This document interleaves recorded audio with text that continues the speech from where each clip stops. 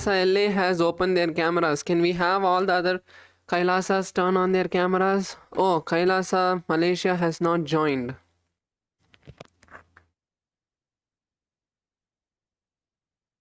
Oh, Kailasa Malaysia has joined. Kailasa Malaysia, can you please turn on your camera?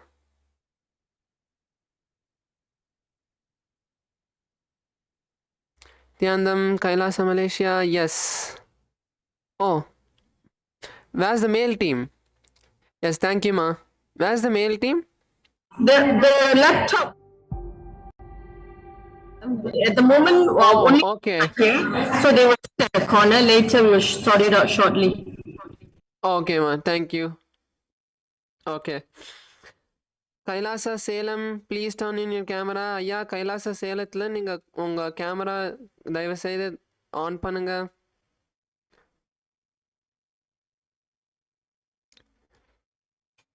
Come on, there's only 2 more minutes. Let's all be seated. All the participants, please be seated.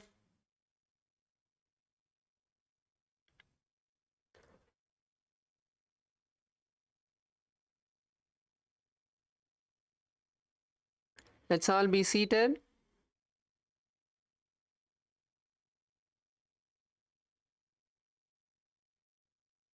Make sure you have your Panchapatram Uddharani for the ritualistic cleansing.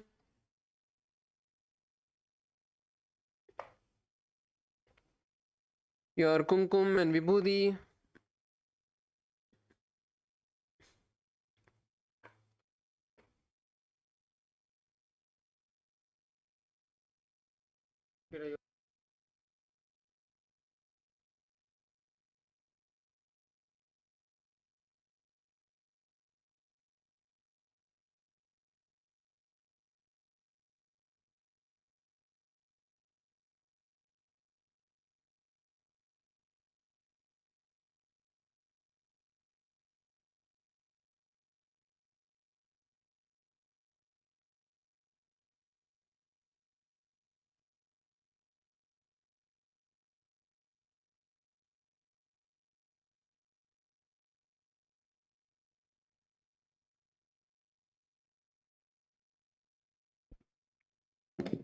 Nityanam.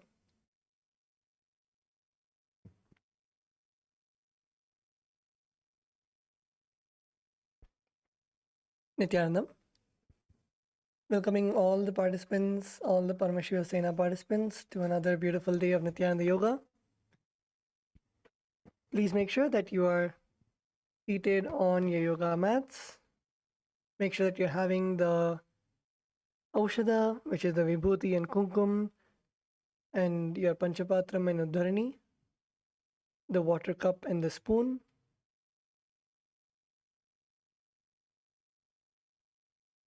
Requesting all the participants to please come and settle down.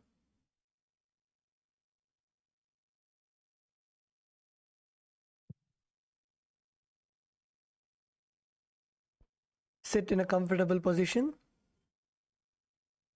with your head, neck and spine in a straight line. Bring your hands to the Atmanjali Mudra and close your eyes. Let's begin the session with the Sadguru Vandanam. Nityanandam Paramasukadam Kevalam Jnanamurtim Dvandvatitam Gagana Sadrisham Tattvamasya Dilaksham Ekam Nityam Vimalamachalam Sarvadhi Sakshibhutam Bhavatitam Trigunarahitam Sadgurum Tam Namami. Let us now chant the Shiva Mula Mantra. Om Ham Haum Shivaya Namaha. Om Ham Haum Shivaya Namaha. Om Ham Haum Shivaya Namaha. Om Ham Haum Shivaya Namaha. Om Ham Haum Shivaya Namaha. Om Ham Haum Shivaya Namaha. Om Ham Haum Shivaya Namaha. Om Ham Haum Shivaya Namaha. Om Ham Hom Shivaya Namaha. Om Ham Hom Shivaya Namaha. Om Ham Hom Shivaya Namaha.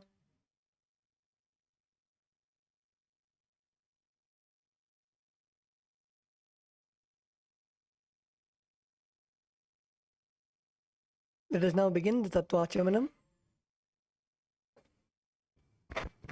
Now, please take your Panchapatram and Udharani and place it in front of you. Take your right hand and place it in the Gokarna Mudra, bending the index finger to the center of the palm. Now, at the end of the following 3 mantras, we are going to be sipping the water from our palms. So, you'll pour 1 Udharani of water into your palm at the end of each mantras. So, now, first start with 1 Udharani of water in your palms. Please pour 1 Udharani of water in your palm and drink it at the end of the following mantra. Om Atma Tattvam Shodayami Swadam. Now drink the water and pour another Udharani of water. Vidya Tattvam Shodayami Swadam. Now drink the water and pour another Udharani of water. Shiva Tattvam Shodayami Swadam. Now drink the water and pour another Udharani of water. And then wash your hand with that. Now, with the base of the right hand thumb, wipe the upper and lower lips once. Om Ham Hridayaya Namaha. Once again, wash your hand with an Udharani of water. Now, with the index, middle and ring fingers touch above the upper lip and below the lower lip. Wash your hand with an Udharani of water. Now, with the index finger and thumb, touch the right nostril, the left nostril, and with the ring finger and thumb, touch the right eye, right ear, left ear. Wash your hand with an Udharani of water. Now with the base of the little finger and thumb, touch the navel, the right chest and the left chest.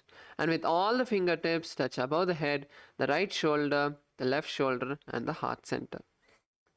Now let's perform the Sankalpa.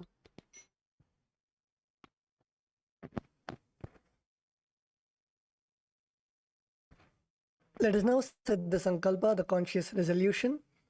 Requesting all the participants to please close your eyes.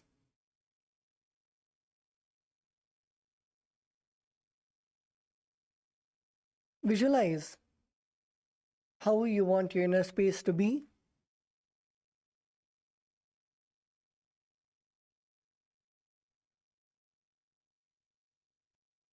Visualize the missions, the yoga.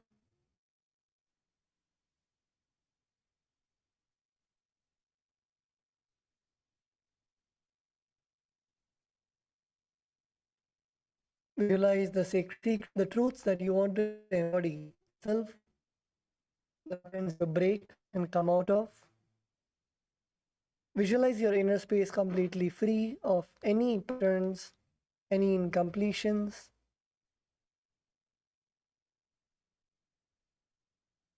Visualize your body in the best possible way. Visualize yourself healthy, without any diseases, without any discomforts. Visualize all your internal organs working to its optimum function.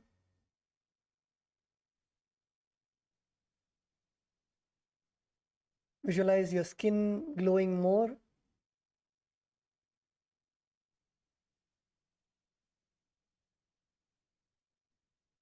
Carve your body the way that you want to manifest.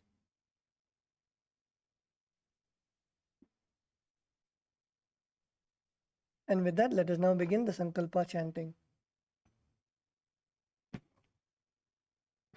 ममोपात समस्त दुरितक्षयद्वारा भगवत् श्रीनित्यानंद परमशिव प्रीत्यर्थम श्रीनित्यानंदेश्वरी परमशिव शक्ति समेत श्रीनित्यानंदेश्वर परमशिव प्रीत्यर्थम च शुभे शोभने मुहूर्ते आद्य ब्रह्मणः द्वितीय परार्धे श्री श्वेतवराह कल्पे वैवस्वतमन्वन्तरे अष्टाविंशतितमे नित्ययुगे प्रथमे पादे जम्बूद्वीपे भारतवर्षे भरतखण्डे मेरोः दक्षिणे पार्श्वे शकाब्दे अस्मिन् वर्तमाने व्यवहारिके निर्वाहीनां षष्ट्याः संवत्सराणां मध्ये क्रोधीनाम संवत्सरे उत्तरायणे लक्ष्मीवेङ्कटेश्वर ऋतौ कुम्भमासे शुक्लपक्षे एकादश्यां शुभदितौ सोमवासरयुक्तायां पुष्यनक्षत्र शोभनयोग भवकरण एवं गुणविशेषण विशिष्टायाम् अस्यां शुभदितौ श्रीकैलासोन्नत द्वादशान्त श्यामलापीठारूढ श्रीमीनाक्षी सुन्दरेश्वराभिन्नस्वरूप परशिवपुत्र रत्नकुमार गुरुमन्यतुल्यावतार श्रीपार्वती स्तन्यपानलब्ध दिव्यज्ञानविश्रुत सकलनिगमागमसारभूत द्राविड वेद प्रवर्ते श्रीमत्परमशिवकरुणासमतिगत मुक्तामय चतुरश्रया नगीयमान छत्रचामर श्रीचिन्नकाहलादि समस्त बिरडावल्यलङ्कृत ज्ञानविज्ञान चक्रवर्ती सर्वजनसंघ सद्यो निर्वाण दीक्षावयापवर्गवर्ष विश्रान जीमूत परमत कलपकेसरी सिद्धांत स्थापनाचार्य श्री राजाधिराज पांड्य महाराज गुरु शपन शाक्यादि महांधकार निवारण ज्ञानबानो वीक्षणानर्हार ध्वजोच्छेदन पूर्वक श्रीमत् त्रिशुभध्वज स्थापक शैव समय कर्त्रे श्री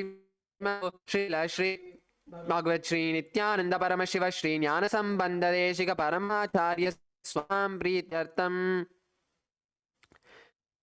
देशिक स्वामी अवतार भूत श्री ज्ञान संबंध स्वामी श्यामलापीठ सर्वज्ञपीठ त्रिनवद्युत्तर द्विशततम गुरु महासन्निधान अरुणगिरि योगीश्वर परंपरागत अरुण पीठ गुरुदान कैलास परमगत कांची कैलास सर्वपीठ त्रिंशदुत्तर गुरु महासन्निधान नित्यमंगल नित्य कल्याण नित्यजित कैलास परंपरागत आदि कैलास नित्यानंद पीठ महासंस्थान महासिंहासन पीठ कर्त्रे साक्षात् श्री परमशिव समुद्भूत अविनाश परंपरागत वैवस्वत मनु इक्ष्वाकु हरिश्चंद्र भगीरथ श्रीरामचंद्र सूरसेन इत्यादि अनवच्छिन्न सार्वभौम चक्रवर्ती परंपरागत चतुष्षष्टि योगिनी मंडित चतुष्षष्टि संप्रदाय प्रवर्तक मनुधर्म शासन सूर्यवंश प्राप्त सर्वज्ञपीठ सुरांगी साम्राज्य मूर्धाभिषिक्त चूड़ामणि साक्षात् श्री परमशिव समुद्भूत कैलास परंपरागत वैवस्वत मनु इक्ष्वाकु हरिश्चंद्र भगीरथ श्रीरामचंद्र सूरसेन इत्यादि अनवच्छिन्न सार्वभौम चक्रवर्ती परंपरागत चतुष्षष्टि योगिनी मंडित चतुष्षष्टि संप्रदाय प्रवर्तक मनुधर्म शासन सूर्यवंश प्राप्त सर्वज्ञपीठ सुरांगी साम्राज्य मूर्धाभिषिक्त चूड़ामणि साक्षात् श्री परमशिव समुद्भूत कपिल महागुरु पुनरुद्धृत महानिर्वाणिपीठ अष्टोत्तर सहस्र श्री महामंडलेश्वर साक्षात् श्री परमशिव समुद्भूत श्री महागणपति समारंभ अनवच्छिन्न पीठाधीश्वर गुरु परंपरा प्राप्त अटल पीठ अष्टोत्तर सहस्र श्री अटल पीठाधीश्वर धर्म मुक्ति स्वर्गपुर स्वर्ण पीठ त्रयोविंश गुरु महासन्निधान परंपरागत आदिपीठ सर्वज्ञ पीठ जगद्गुरो श्री कैलास पुनरुद्धारक श्री कैलास परमाचार्य श्रीमत् परमहंस परिव्राजकाचार्य वर्य सच्चिदानंद प्रणव स्वरूप श्रोत्रिय ब्रह्मनिष्ठ श्रीमज्जगद्गुरो श्रील श्री भगवत श्री नित्यानंद परमशिव श्री ज्ञान संबंध देशिक परमाचार्यं प्रीत्यर्थं तेषां पादारविन्दयोः भक्ति सिद्ध्यर्थं गुरुकृपा कटाक्ष सिद्ध्यर्थं क्षेम स्थैर्य वीर्य विजय आयुरारोग्य ऐश्वर्याणाम् अभिवृद्ध्यर्थं धर्मार्थ काम मोक्ष चतुर्विध फल पुरुषार्थ सिद्ध्यर्थं समस्त दुरितोपशान्त्यर्थं समस्त मंगलावाप्यर्थं भगवत् श्री नित्यानंद परमशिव प्रसादेन सकुटुम्बस्य ज्ञान वैराग्य जीवन मुक्ति प्राप्त्यर्थं पूर्ण आरोग्य युक्त त्रगात्र यौगिक शरीर सिद्ध्यर्थं परमशिव शक्ति आविष्करणार्थं नित्यानंद योगाभ्यासं करिष्ये. Now, please take Nudharni of water and wash your hands. Om Apopasprisya.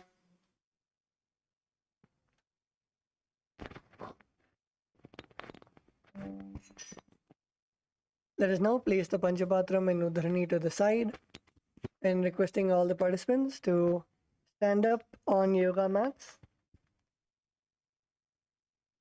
Let's now begin with the skeleton dance.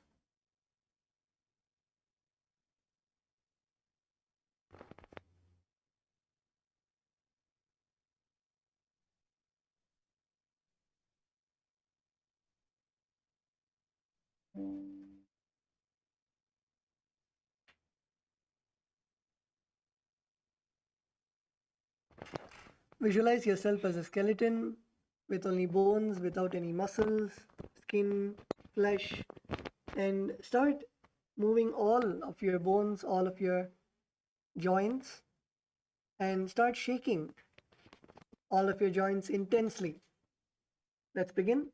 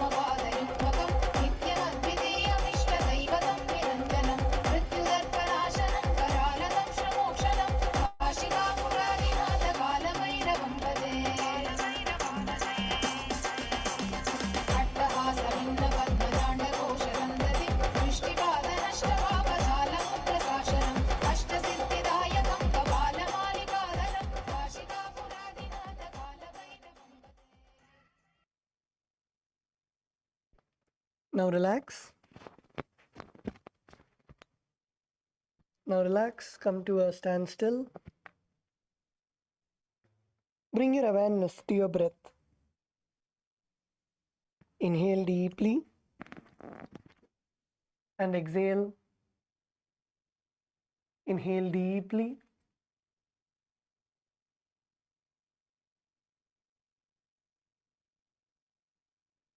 and exhale. Feel the energy radiating through your whole body.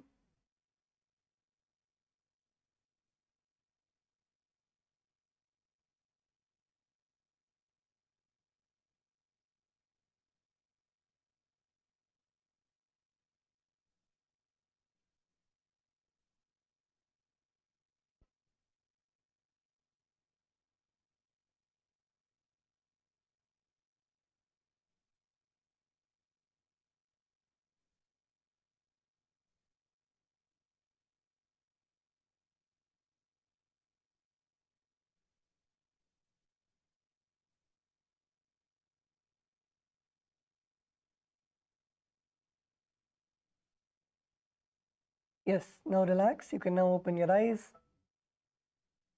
and settle down on your yoga mats.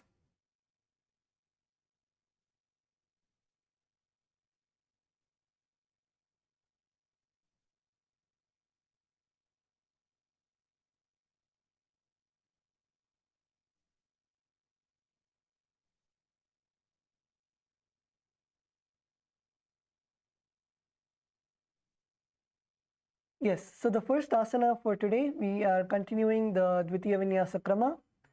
And the first asana that we'll be doing today is the Vrishchikasana. So now, first requesting all the participants to look at the Acharya on the screen. So in Vrishchikasana, you're going to lay on your back. And first you're going to bring your left foot on your right thigh and lift your right knee towards your head. Lift your right knee towards your head. Now extend both your arms behind your head and hook your fingers forward. Extend both your arms behind your head and hook your fingers forward. Gaze to the third eye. This is the Vrishchikasana. Let's all do this together. So first lay on your back. And now take your left foot and place it on your right thigh. And lift your right knee and bring it towards your head. Extend both your arms behind your head and hook your fingers forward and gaze to the third eye. In this asana, you should visualize yourself as a scorpion. Visualize yourself as a scorpion.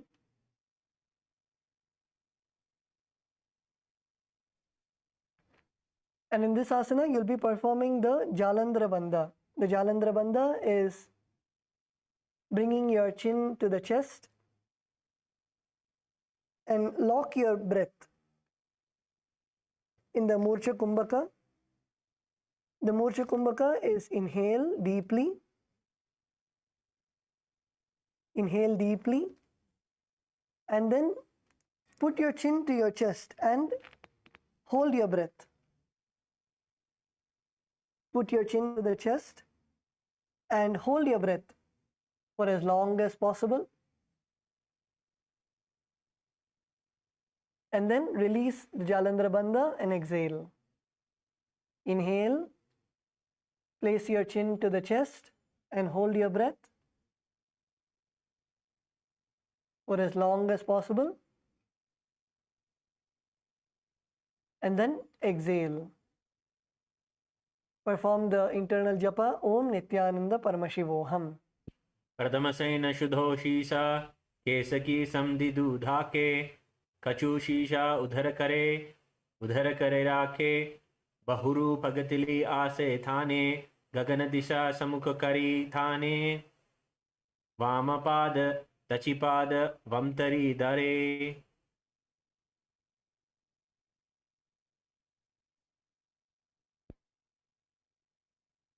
Now relax. Kailasa Malaysia male team. Kailasa Malaysia male team, your camera is facing the ceiling. Tattva Maharaj is not able to see you guys. Please put your camera down.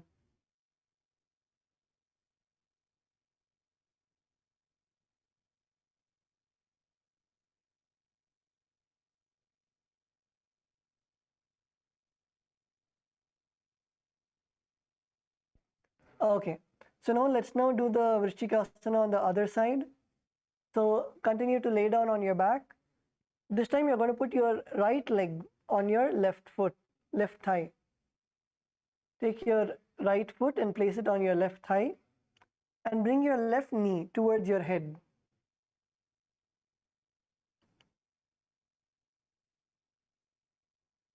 And now you're going to extend both your arms behind your head and hook your fingers forward.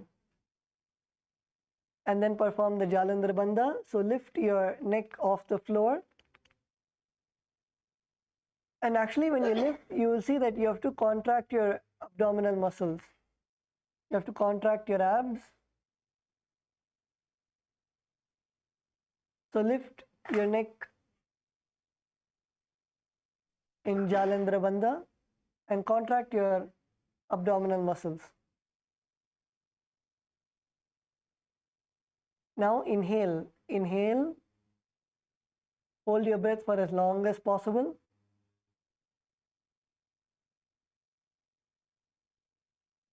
while performing the Jalandhara Bandha. Perform the Jalandhara Bandha and hold your breath. Jalandhara Bandha is putting your chin to the chest and locking your chin to the chest.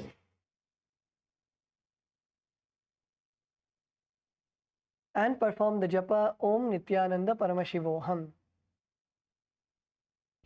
प्रथमसेन शूधो शीसा केसकी समधि सूधुके कचुशीस उधर करे राखे बहुरू भगतिली आसे थाने गगन दिश सन्मुख करे थाने.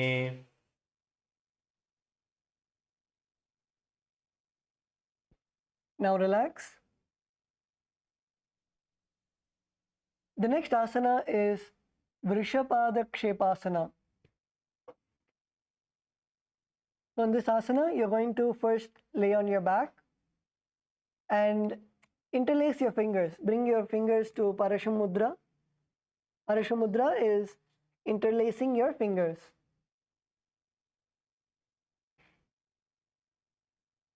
Interlace your fingers around the back of your head. And now lift both the feet off the ground. And now extend one leg straight and bring your right leg to your chest. Bring your right leg to your chest. And then alternate. Alternate and bring your left leg to your chest while your right leg is stretched out, and keep alternating. Keep alternating. Your legs should not touch the ground. Till Tattva Maharaj says your legs should be off the ground. Is Kailasa Bolivia, is that Ma Yufe? Ma, you're already tired? No touching the ground.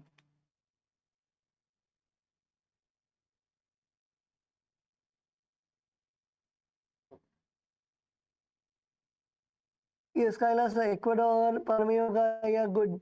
Antoine, yeah, come on. Legs up.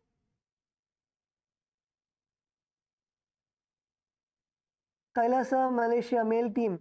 Pugulenaya, when one leg is next to your chest, the other leg should be completely straight out. And you can do it slowly. You do not need to do it fast. Do it slowly. Feel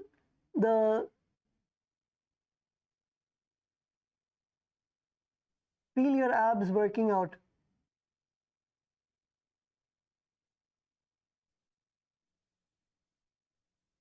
Feel the burn in your abs.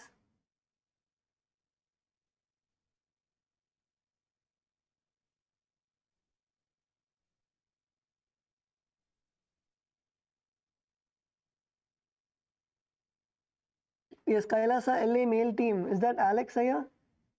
Alexia, come on.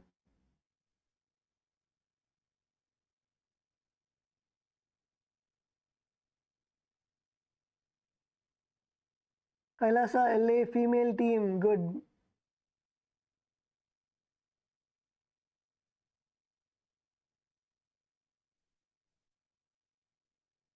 Yes, in this asana, visualize Swamiji in your third eye.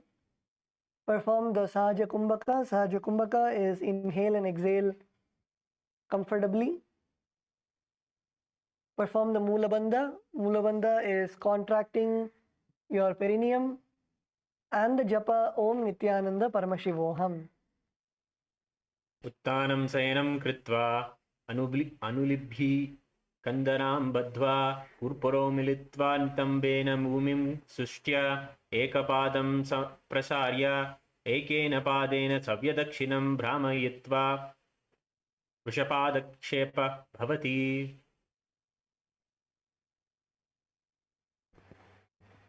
Now relax.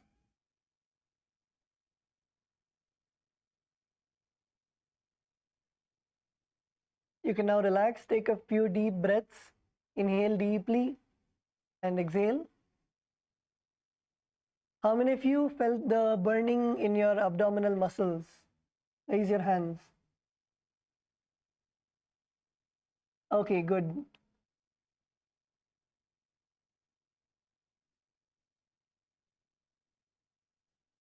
Okay, we're now going to go to the next asana. The next asana is Marota Asana. So in this asana, you're going to lay down, continue to lay down on your back. And now you're going to lift your legs one by one, touching your ears with your knees. You're going to lift your legs one by one, bringing your knees all the way to your ears, and then switching, alternating between your left leg and your right leg. Let's begin.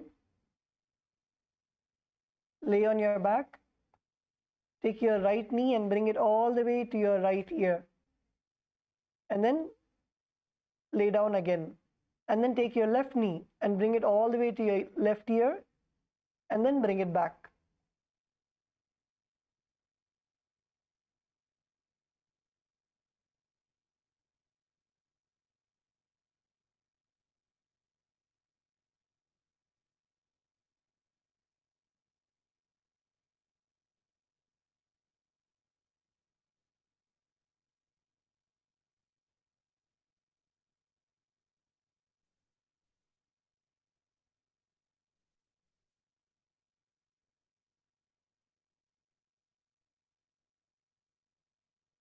Kailasa Malaysia female team.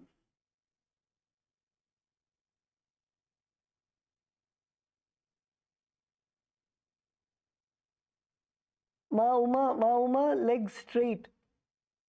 Your legs have to be all the way straight, and then you have to get it all the way to your ears.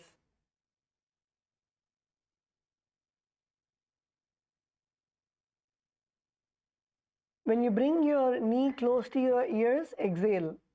And then when you stretch them out again, inhale. Inhale when your legs are straight.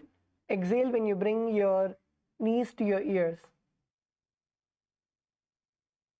Kailasa Salem. ஐயா என்ன தூங்கிட்டீங்க? கைலாசா சேலம் ஐயா continue doing.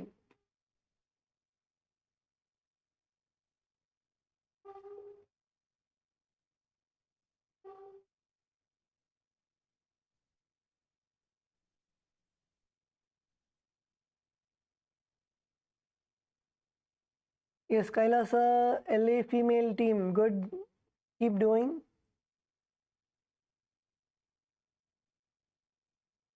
Kailasa Ecuador, yes.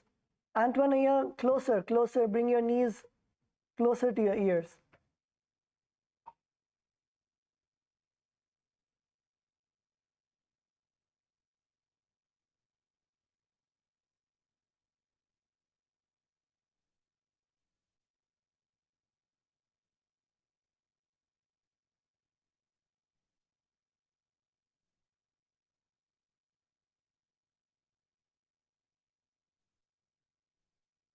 Yes, so in this asana,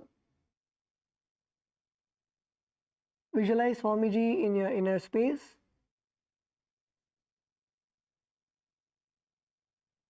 Perform the Sahaja Kumbhaka. Sahaja Kumbhaka is inhale and exhale comfortably. Perform the Mula Bandha, contracting your perineum. And the Japa Om Nityananda Paramashivoham. स्वोत्थानवसंस्थितिकृत्वा जानुद्वयमापर्यायेन कर्णयोः संस्पृशेत् मरोत्थानं भवति. Yes, now you can stop and relax.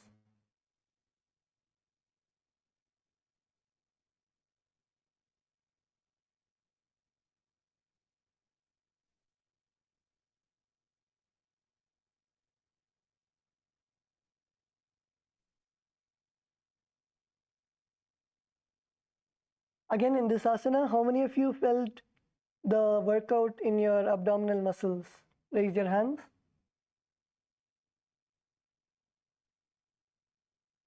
Okay, good.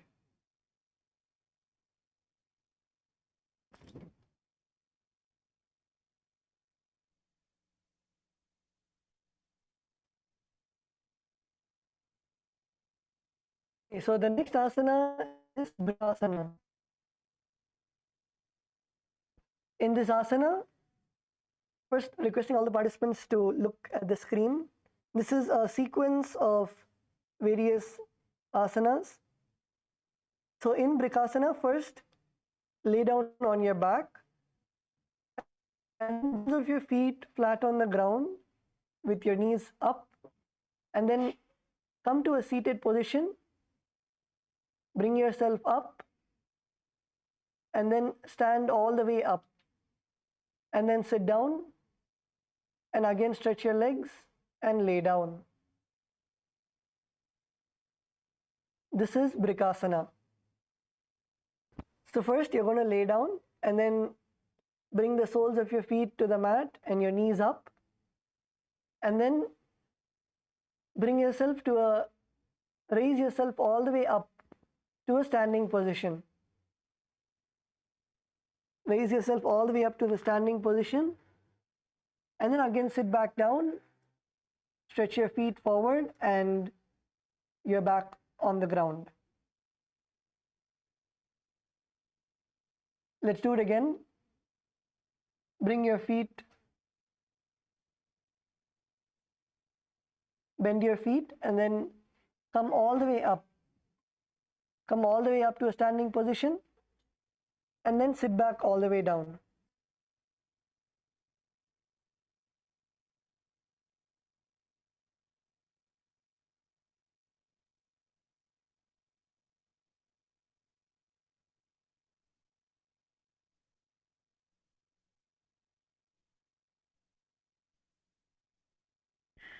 Yes, come on, let's do stand up and then sit back and lay down all the way down. Yes, Kailasa, Bolivia, good.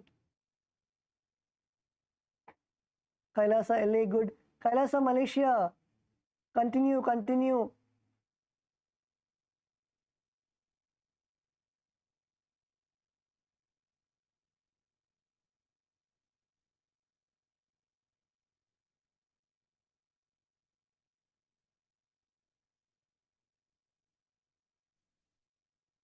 Kailasa, LA, male team, good.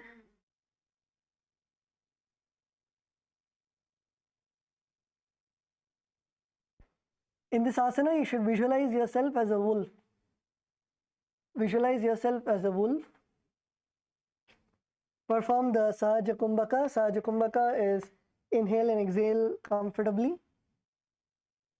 Perform the Mula Bandha. Mula Bandha is contracting your perineum. And the Japa Om Nityananda Paramashivoham. अत उत्थानं शयनं कृत्वा पादतलाभ्यां भूमिं धृत्वा उत्तिष्ठेत् प्रकाशनं भवति.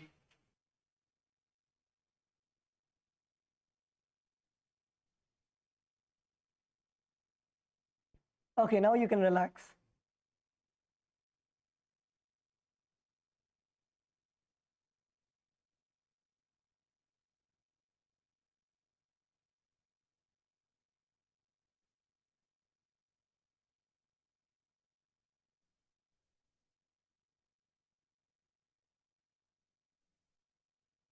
Okay, so now we are going to perform the next asana.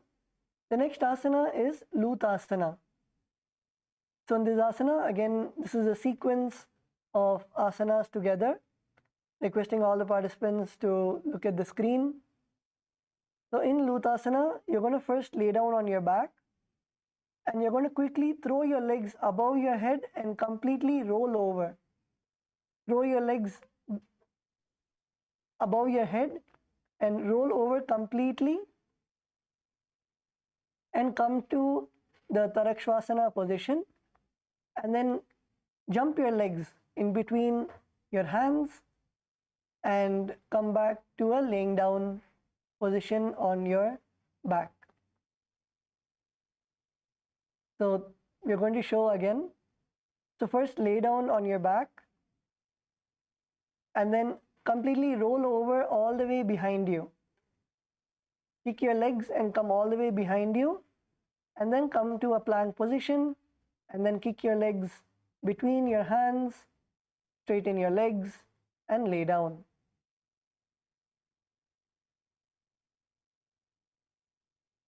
Let's begin the Lutasana now. So let's all first focus on the first step, which is kicking our legs behind our head and rolling back. You can roll back even through the side.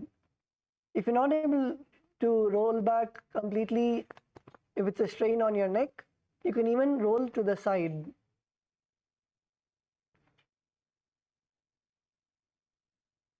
Yes, roll back, roll back.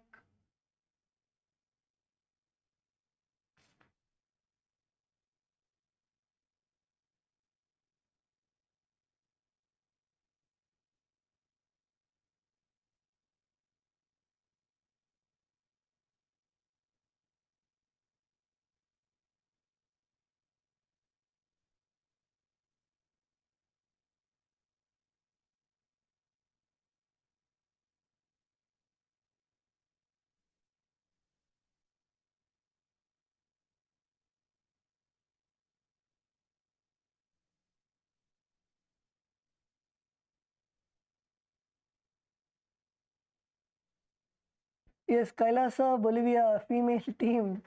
Kailasa, Bolivia, female. Yes, Ma Shukrendra, can you help them roll back? Maybe when they lift their legs, you can push them to the back.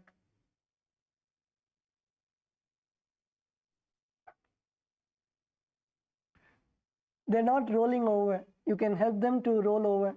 Yes.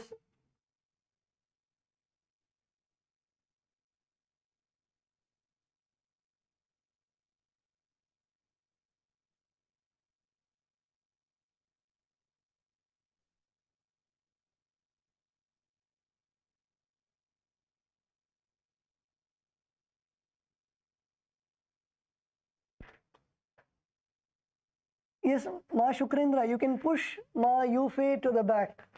When she lifts her leg, you can push her, so help her roll over to the back.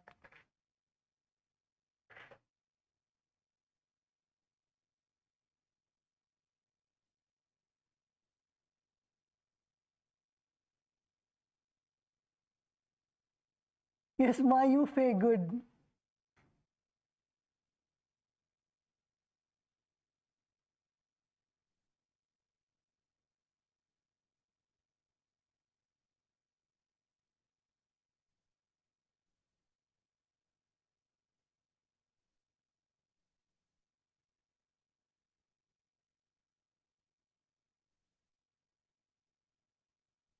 Yes, Kailasa, Malaysia male team.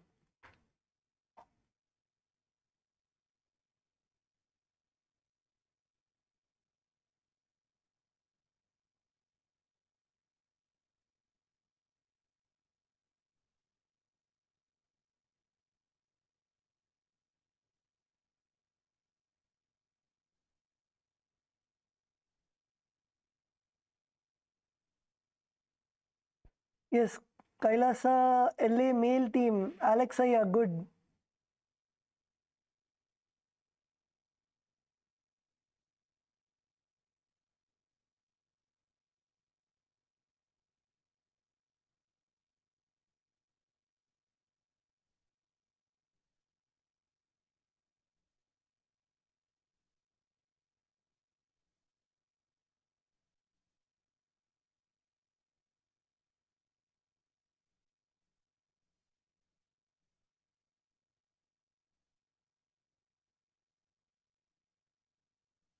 Yes, Kailasa Ecuador, come on, Antoine.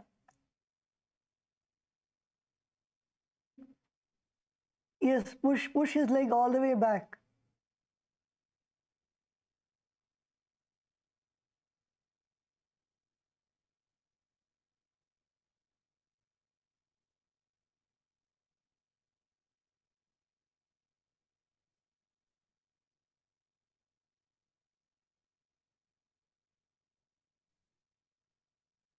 Yes, Kailasa Ecuador, Antoine, good.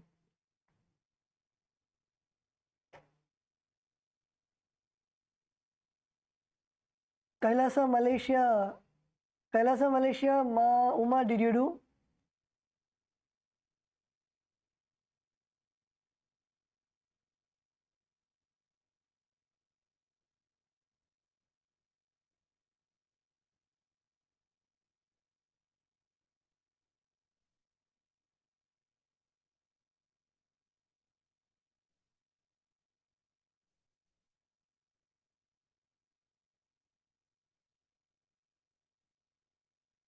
Yes, the Ma next to Ma Jayanti. Ma, if you can push Ma Jayanti all the way back.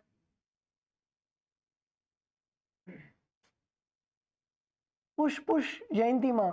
Push her back so she can tumble behind.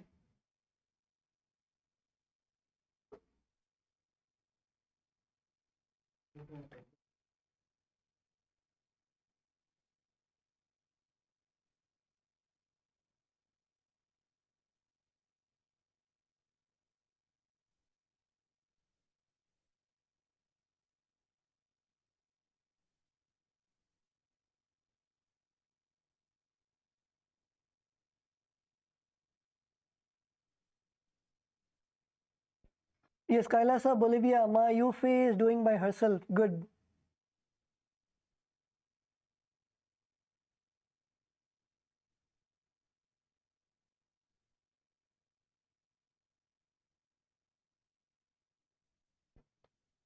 Yes, so in this asana, visualize Swamiji in your inner space. Perform the Sahaja Kumbhaka. Inhale and exhale comfortably. Perform the Mula Bandha. Mula Bandha is contracting your perineum. And the Japa Om Nityananda Paramashivoham. उत्तानसंयमं पादौ शिरलङ्घ्या भूमौ स्थापयित्वा निब्जं भूयति निब्जं शयनं पृष्ठं भूमौ निधाय पुनः पुनः पर्यायेण कर्तव्यं लुतासनं भवति.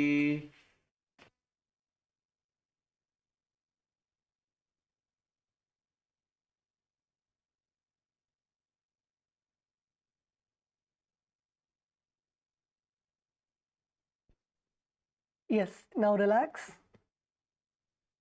Everyone can now relax. The next asana is Sarathasana. So in this asana, you can look at the screen first. You're going to lay on your belly with your toes extended. So come on to your stomach, lay on your stomach with your toes extended.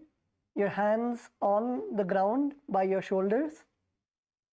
And now you're going to contract your lips and make a sound like a flute, whistling when you inhale.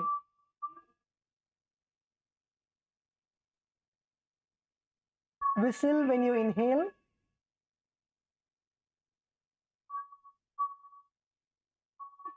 And in this asana, you will visualize yourself carrying warriors into battle for dharma.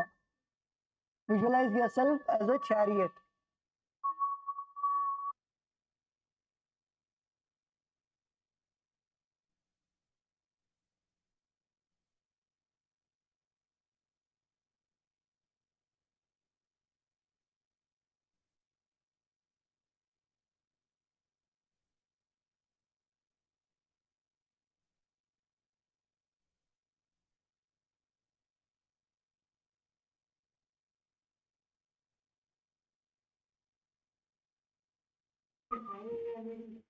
And in this asana, perform the Mula Bandha. Mula Bandha is contracting your perineum and the internal japa Om Nityananda Paramashivoham.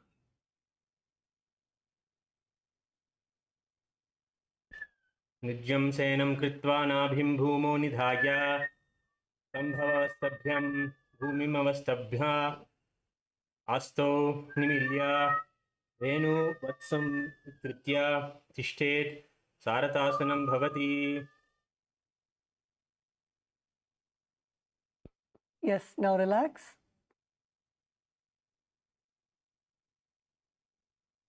The next asana is Dehalyu Langana Asana.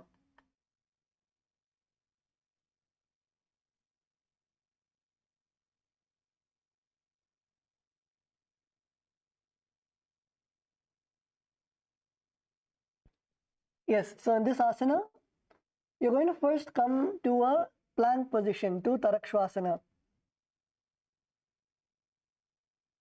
First come to a plank position in Tarakshvasana. And now you're going to jump both your legs forward between your arms and then back. And repeat this again and again. Jump both your legs all the way forward in between your legs and then all the way back.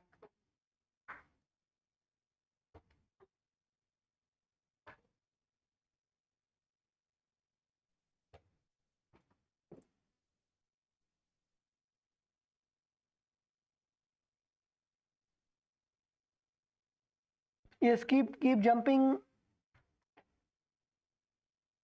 Kailasa Selam. Kailasa Selam, Nandakumaraya. Nandakumaraya and actually all the participants, make sure that when you're in Tarakshvasana, your hips should be straight. It should not be bending down, nor you should raise your hips to the air. Your hips should be straight.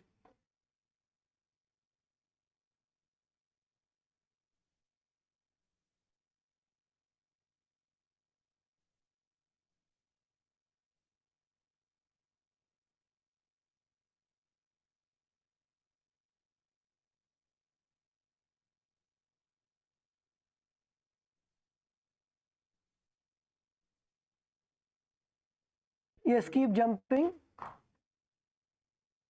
In this asana, visualize Swamiji in your inner space. Feel yourself go beyond the body and mind.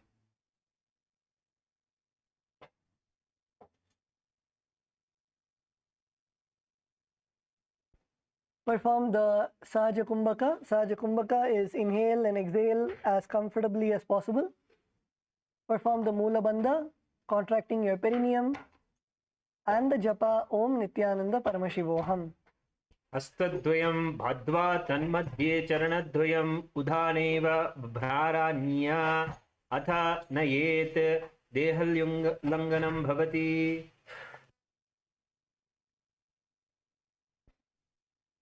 Now relax. Let's all come to a standing position. Relax and stand up. All of you stand up on your mats. The next asana is Jatyasana. So in Jatyasana, you're going to bend forward and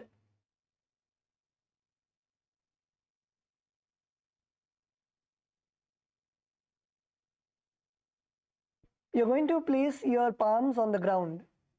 Bend forward all the way and place your palms on the ground, and then you're going to walk front and back. Walk front and back. In this asana, you're going to visualize yourself as a wise 60-year-old elephant.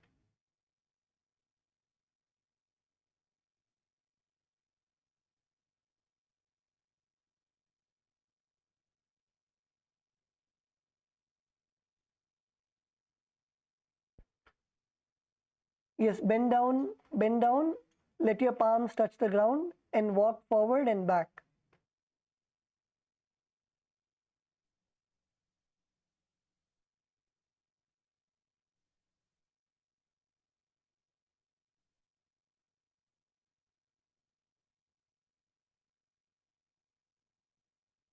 Yes, Ma Uma, continue doing.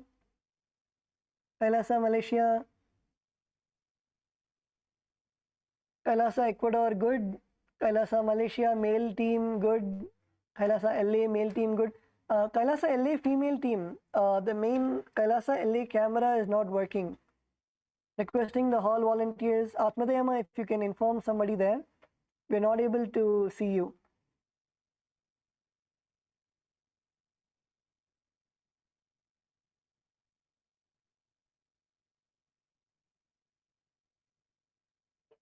Yes, so in this asana, visualize yourself as a wise 60-year-old elephant. Perform the Sahaja Kumbhaka, inhale and exhale comfortably. Perform the Mula Bandha. Mula Bandha is contracting your perineum. and the japa Om Nityananda Paramashivoham. अथ जात्यासनं वक्ष्ये येन जातिस्मरो भवितेत् हस्तयन्द्रभूमौ च गमनागमनं तथा.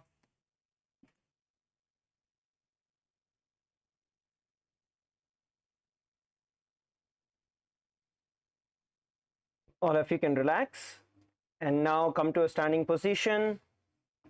We are going to be next entering into a karana. All of us are going to be entering into a karana next. So all of you come to a standing position. Let's go to the next step.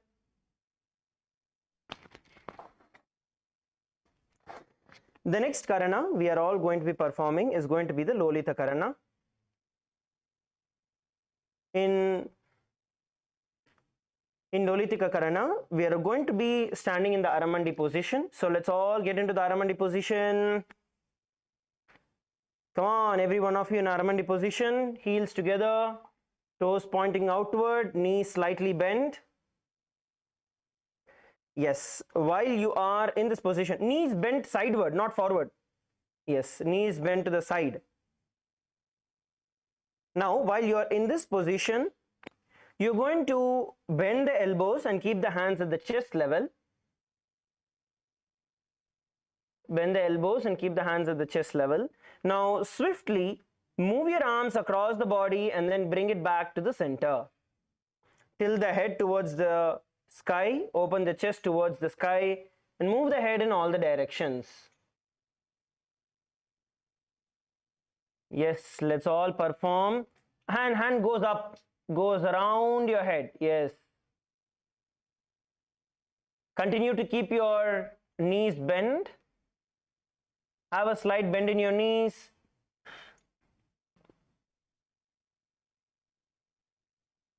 Please perform the Lolitika karana and relax. Relax. The next asana we are going to be performing is going to be Sarpasana. Now, bring your feet together. Both your feet touching each other. Stand still, stable. Come on, feet together, feet together. Focus on your feet. Toes together, feet together, touching each other. Elasa, Bolivia, feet together. Yes, just stand still. Come on, stand without moving. Now, place your arms by the side.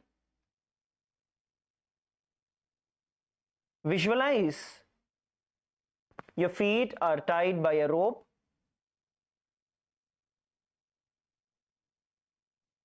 And the Kundalini Shakti raising up all the way from your feet towards your Sahasrara chakra in an intertwined motion.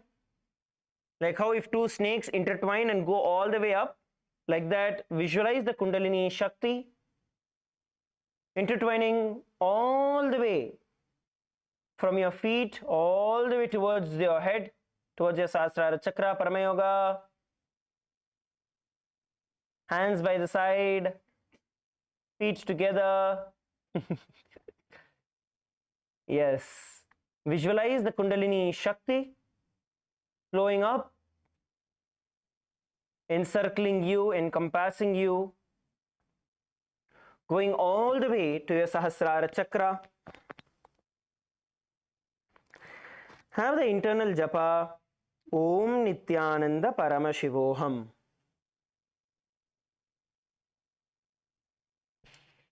अथ सर्पासनं वक्ष्ये वायुपानाय केवलं शरीरं वायव्यीदु दलिदेवीकु दालकरमङ्गलु.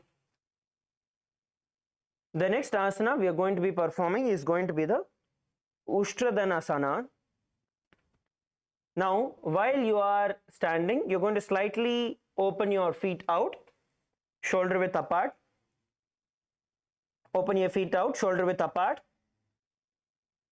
Yes. Now, while you are in this position, you're going to bend down.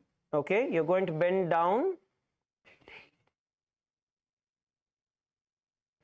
You're going to bend down and you're going to put your hands under your feet in front. So it's going to be in the front. Bend down. Try to keep your knees straight. Okay, try to keep it as straight as possible. Come on, Kailasa Malaysia, bend down. That's all. We're going to keep your hands under your feet and you're going to walk back and forward. So try to keep your knees as straight as possible. Of course, while bending, while walking, you are going to bend your knee. But try to keep it as straight as possible. Come on, move forward and backward. Walk forward and backward.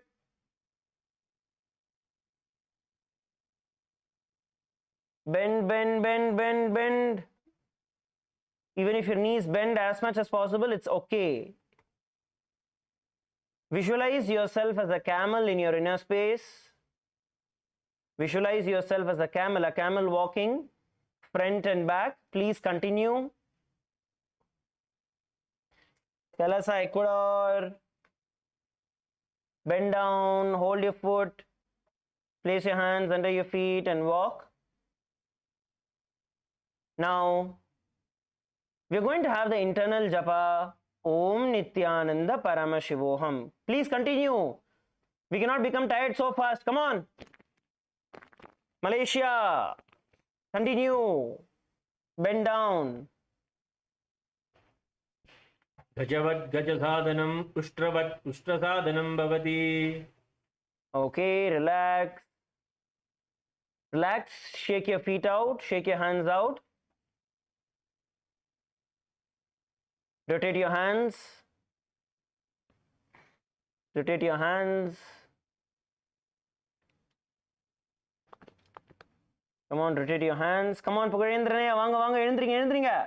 Continue, continue. Yes, rotate your knees.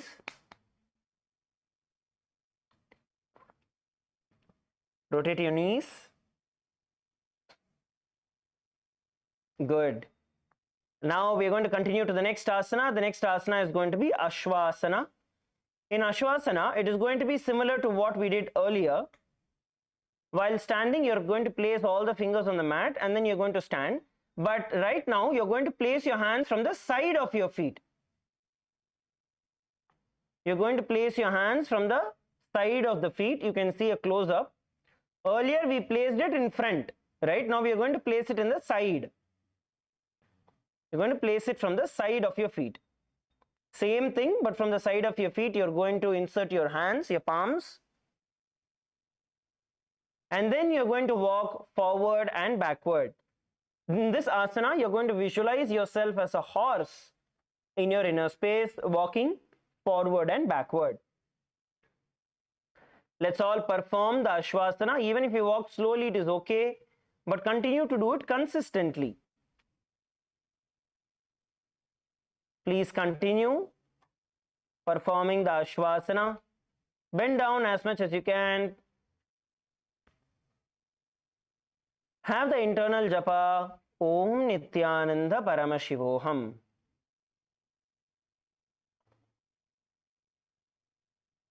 Mushtikkanishtika prasadena bhumau nidaya uparipadatale samstapya ashwatta shariram chalaniyam ashwasanam bhavati. Okay, relax, relax, relax everybody. The next we are going to be performing the Kapotasana. So this is actually going to be a counter position, asana that is going to counter what we have done. So till now we bent our back forward, right? So in this asana, we are going to do it the opposite direction. We're going to bend our back backward. So what we are going to do is, as you are standing with your feet together, bring your feet together. Okay, feet together, feet together. Yes, now with your feet together, interlace your hands behind the back. Interlace your hands behind the back. Every one of you interlace the hands behind your back. Now, you're going to push your palms to the ground, opening your chest. Push your palms to the ground, opening the chest. So you want to make sure that your chest opens. Okay, open your chest and push your hand to the ground. So that way your back is bending, you bend backward, your chest opens and you look up. Let's perform the Kapotasana. You can relax and go back into the position again. You don't have to hold it continuously, but go back to the position again. Okay, just give a good stretch, come back to a normal standing position and then go back again. Let's perform the Kapotasana. Get a full stretch in your shoulders, your back, your hands. Visualize yourself as a bird diving into the water and the internal japa Om Nityananda Paramashivoham. पादतले भूमौ निधाय दृष्टिभागेन हस्तौ जङ्घा पर्यन्तं नीत्वा कपोटनिकटकं भवति. Relax. All of you relax. The next we are going to be performing another karana, which is a Talapushpaputam karana. Now you're going to be standing in an Aramandi position once again. Heels together, feet outward. Heels together, feet outward. Bring the knees down, slightly bent. Now you are going to be placing your hands in the Namaskara Mudra in front of your heart. And you're going to now simultaneously open the palms, raise one heel off the ground, and visualize your offering flowers at the feet of Paramashiva, and repeat it on the other side. Bend your knees. You're going to lift the heel on the side you are offering the flower. Pugirendranaya, you're doing the other side. The heel and the hand should be the same direction. Yes.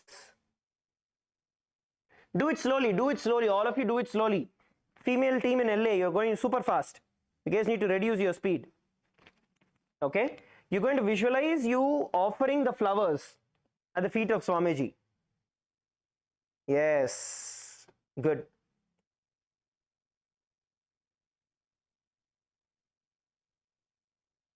Okay, relax. Relax, come to a standing position. Relax. Now, we are next going to be performing the Asana. In Asana, first we are going to be lying down on our stomach. All of you see what has to be done, then you can perform. Okay, you're going to be lying down on your stomach. From here, place your hands by the side of your chest. You're going to jump your feet up. So you're going to jump your feet up towards your hand. Stand, come to a standing position. Bring your hands forward, back slightly bent from the hip. This is Asana, where the asana resembles that of a rhinoceros. Your hands are the horn of the rhinoceros. So from the lying down position, you're going to jump up onto your feet and then place your hands forward. Let's do it together. All of you on your stomach. Every one of you, please lie down on your stomach. Lie down on your stomach. Lie down, lie down, lie down on your stomach. Yes, hands by the side of your chest. Hands by the side of your chest. Now, at the count of 3, we are going to jump up, bringing our feet towards the hands. Ready? 3, 2, 1. Come on, jump. Yes. Now raise up. Come to a standing position. Hands together all the way from your elbows. So your elbows are together. Bend, keep your elbows from your elbows. Yes, from your elbows. Bend a little forward. Visualize yourself as a rhinoceros in your inner space. And the internal japa, Om Nityananda Paramashivoham. Bend forward, bend forward. ऋजुसरत्मासनं कृत्वा पादोतलभ्यो भूमिमवस्तभ्य उत्तिष्ठेत् कडुगासनं भवति. Okay, relax. The next asana we are going to be performing is going to be the Uttanattanam. Now, we are going to be standing. We are going to be in a standing position.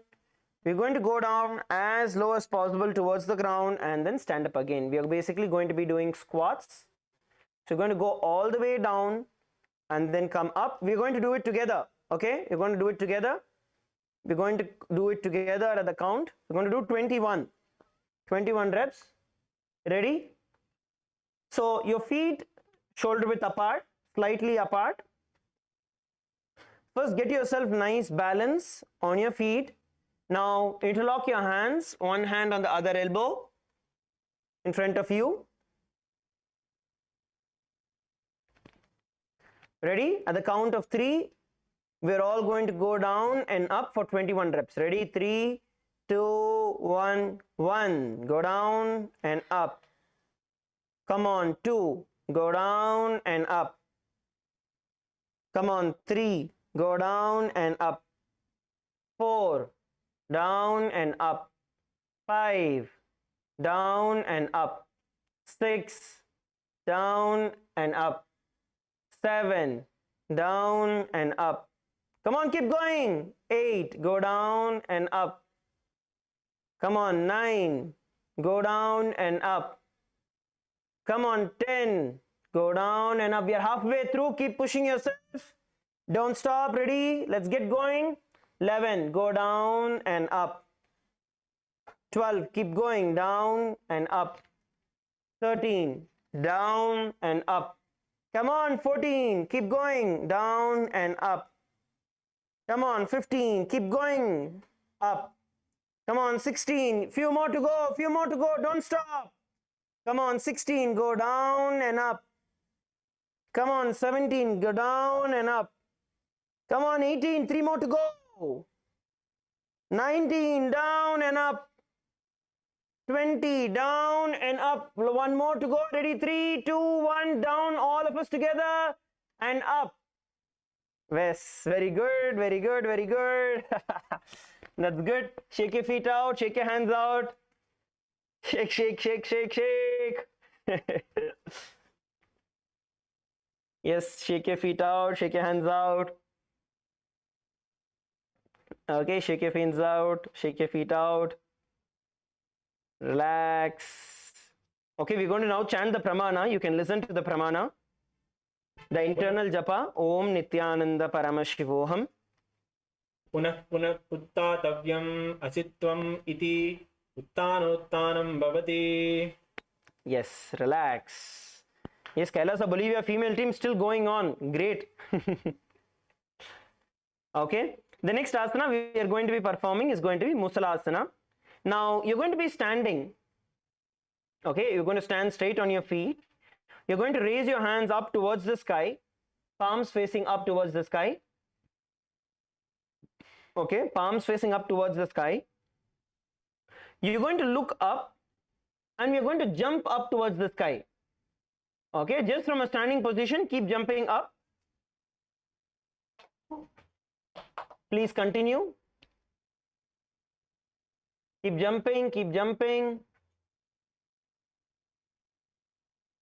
Keep jumping up. Try to reach the sky. Try to reach the roof of your building. The internal japa, Om Nityananda Paramashivoham. Sarlam stitva urdhvam bahu nayevaram Paramuddhanam kritva nayet Musalasanam bhavati. Okay, relax. Relax, rotate your neck. Rotate your neck. Come on, all of you, rotate your neck. To the left, go clockwise direction.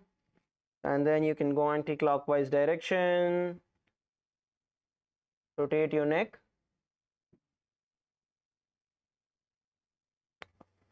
Okay, relax. Now, the next asana we're going to be performing is going to be Uchchir Shaka. In Uchchir Shaka, what we're going to do is, you can see what the asana is, then you can do it. So, from a standing position, you're going to pull the sole of one foot towards your belly. That means pull that foot up towards your stomach.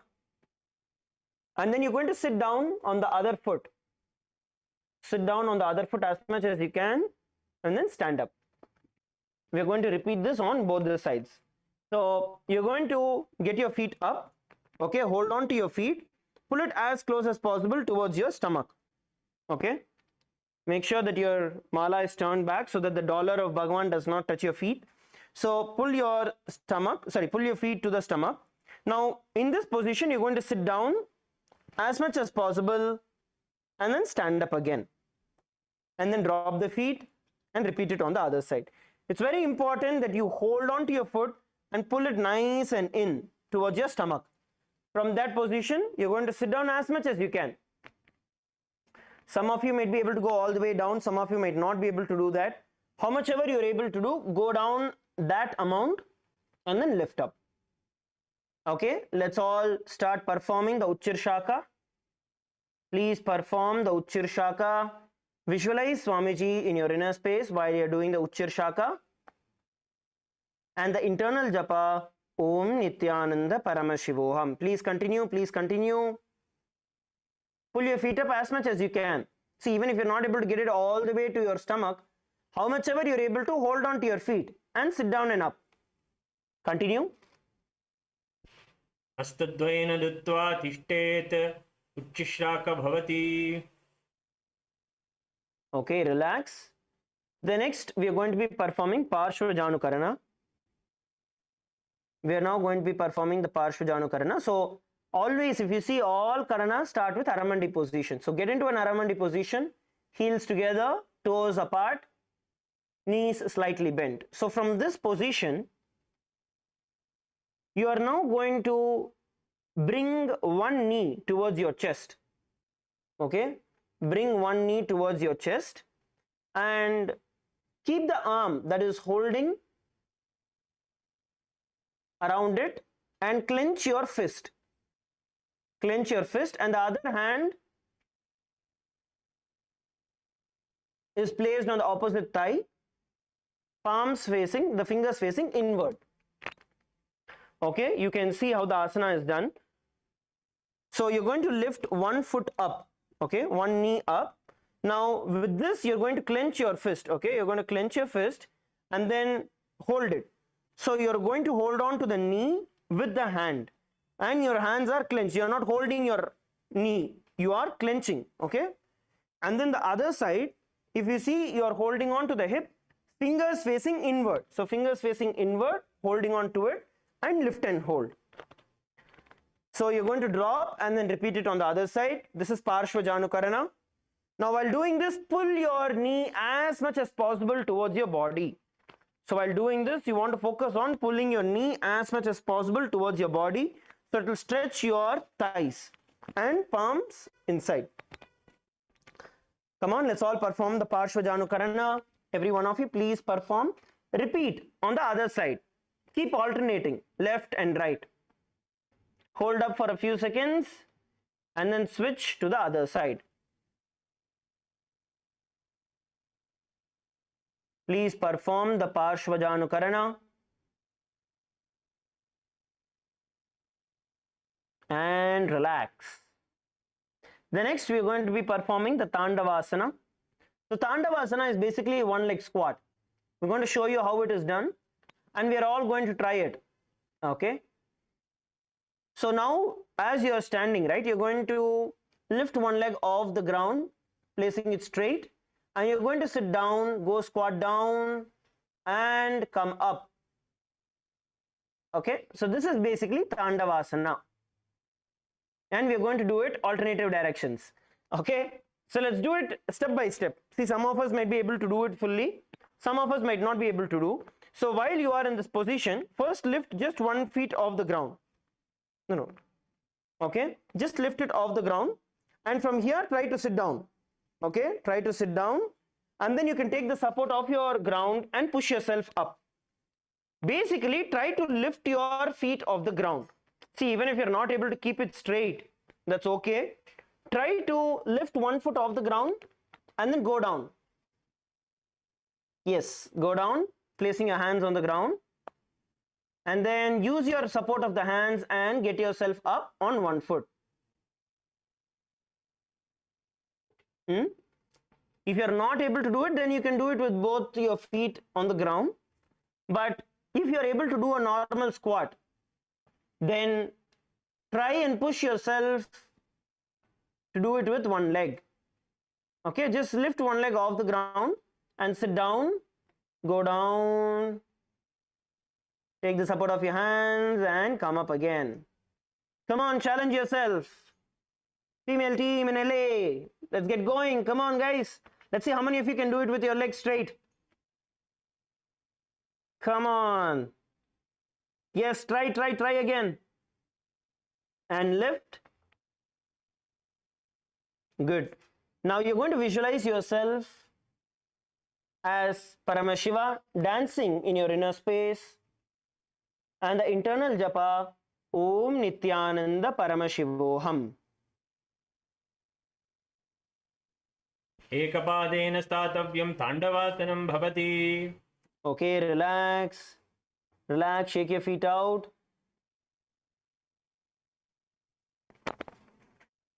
Shake your feet out. Yes, shake your feet out, shake your feet out. Yep, you can jump. Just jump and shake your feet out. Just give it a little kick. Okay, relax. Now let's enter into the next asana. The next asana is going to be Brahman Asana. Now we are all going to be come to a standing position. All of you come to a standing position.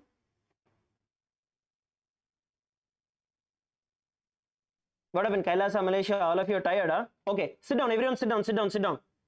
Sit. Let's relax our feet and then we'll come back to this position. Okay.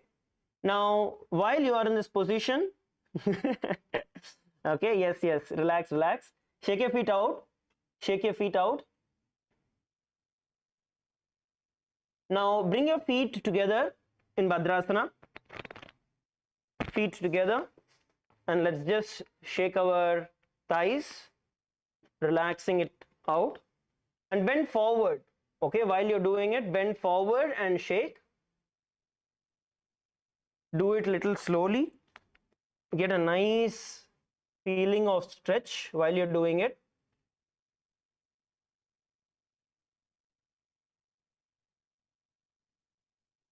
Please continue. Stretch nicely. Give yourself a nice shake. Now place your hands on top of your thigh and push it down. Okay, on top of your thigh and push it down. Come on, use all your force and push it. Your body will automatically resist, so you use all your force. Come on, push. As much as you can and hold. As much as you can and hold. Now stretch your feet in front of you one by one at a time, and shake your thighs out. Okay, shake your thighs one leg out at a time. Shake it, yes, shake it out fully. Come on, shake your feet out, shake your thigh. You can do it on the other side. Now we are going to do one small different thing. So we are going to be basically placing one leg forward. Okay, you're going to see from a seated position, place one leg forward and one leg back. Come on, all of you enter into this and try to sit down as much as you can. This is actually going to stretch out your thighs completely. So you are seeing one leg is forward, bent, and the other leg is stretched back, right? And then you sit on the ground as much as you can. Sit on the ground as much as you can. It will stretch out your thighs fully. Come on, do it. Nandakumaraya, pannunga. Yes, hands in front of you. Try to stretch the feet out. See, consciously, try to keep the knee straight, the backside knee. Keep it straight. Try to make it as straight as possible and bring your hip down to the ground as much as you can. Okay, let's repeat it on the other side, other foot.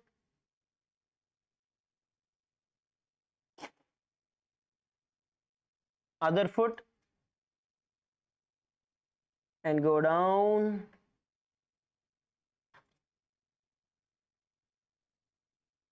Okay, come on, hold and try pushing yourself down to the ground.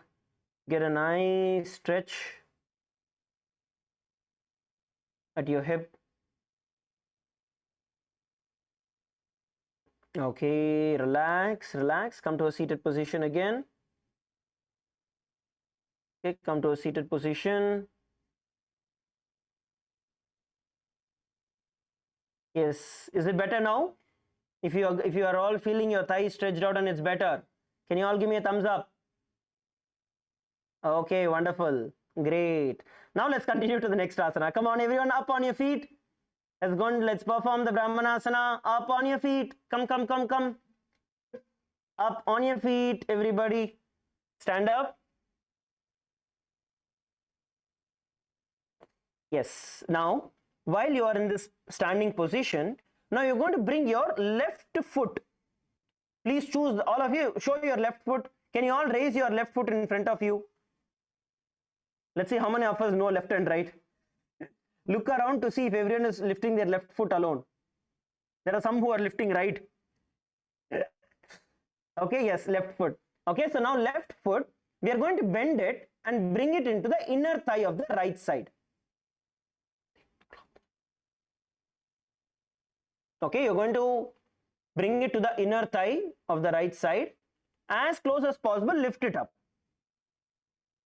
Placing it as close as possible to your inner thigh. Place it and place your hands by the sides of your hip. So if you see, one hand is forward and one hand goes behind the knee that is bent.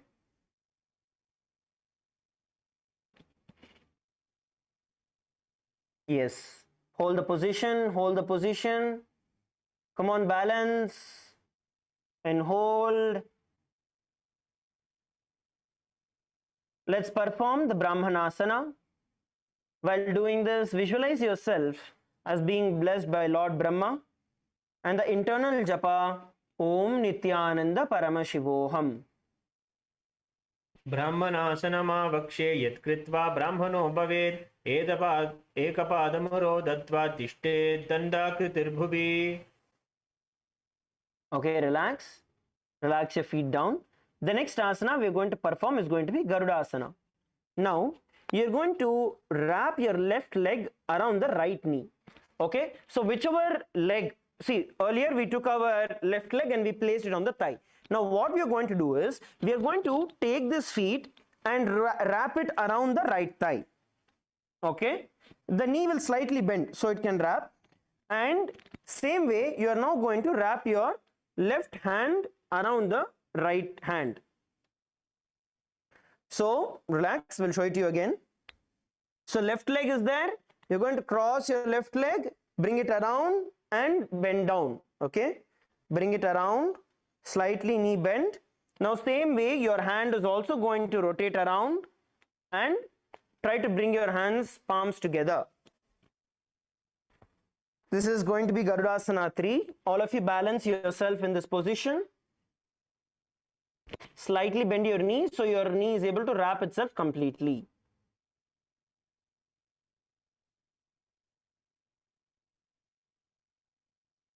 Let's all perform the Garuda Asana 3.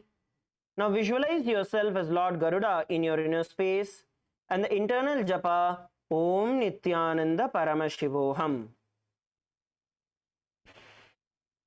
उत्तानकूर्मपीठैश्च सिंहैस्गारुणमेव च वातायनं गोमुखं च भारद्वाजं त्रिविक्रमम्.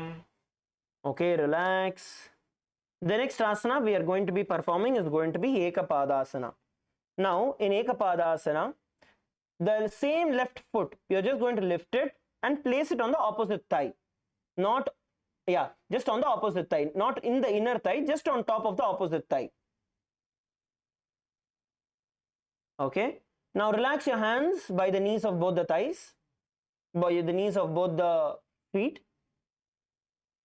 Hands are in a relaxed manner beside the knees. This is Aapad Asana. LA male team, the feet is not placed on the inner thigh. Is it on top? Okay, yes, good. So just place it on the top of the opposite thigh. Stand in a relaxed manner. Visualize Swamiji in your inner space and the internal japa Om Nityananda Paramashivoham. रासिग्रीं वामपादस्य जङ्घोपरि निधाय च द्वया पाणिं जानुपार्श्वयोः पृष्ठकूपरि गृह्णकम्. Okay, relax. The next asana we are going to be performing is going to be Dhruvasana. In Dhruvasana, you're going to stand on your right leg, stand strong, stand tall on your right leg. Now you're going to lift the left foot off the ground, hold it with your left hand in the Prana Mudra. Okay, you're going to hold on to the big toe of your big left toe with your left hand. You're going to stretch it out in front of you or towards the side, and you're going to rotate. Okay, you're now going to rotate yourself just on one foot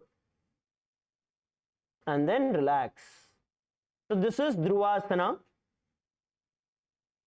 Have enough space, don't kick each other. If especially Kailasa, Malaysia, one of you stand forward, one of you stand backward, don't kick each other and fall down. Okay, so one stand strong on top of the right leg, stretch the left in front of you, holding on to your feet, yes, and rotate. Try to keep your knee as straight as possible. See, if you're not able to keep your knee straight, it is okay. If it's slightly bent, it is okay, but try to keep it as straight as possible. Yes, LA female team, you guys are doing a good job. Continue, don't stop. And try to jump less. Try to do it without jumping much. As your feet are on the ground, in a nice solid motion, try to do it. While doing this, visualize yourself as a North Pole star in your inner space, and the internal japa Om Nityananda Paramashivoham. एकहस्तेन दमदरु पश्य एकस्य पादाग्रं धृत्वा इतरपादतलं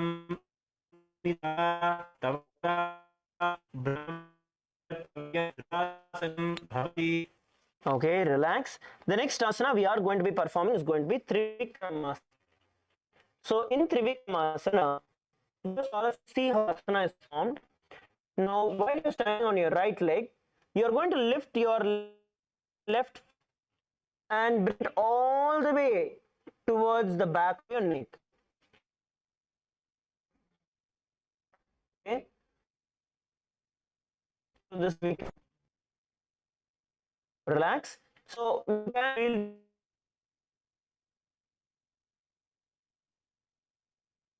do progress to enter first. Lift left down, hands from inside.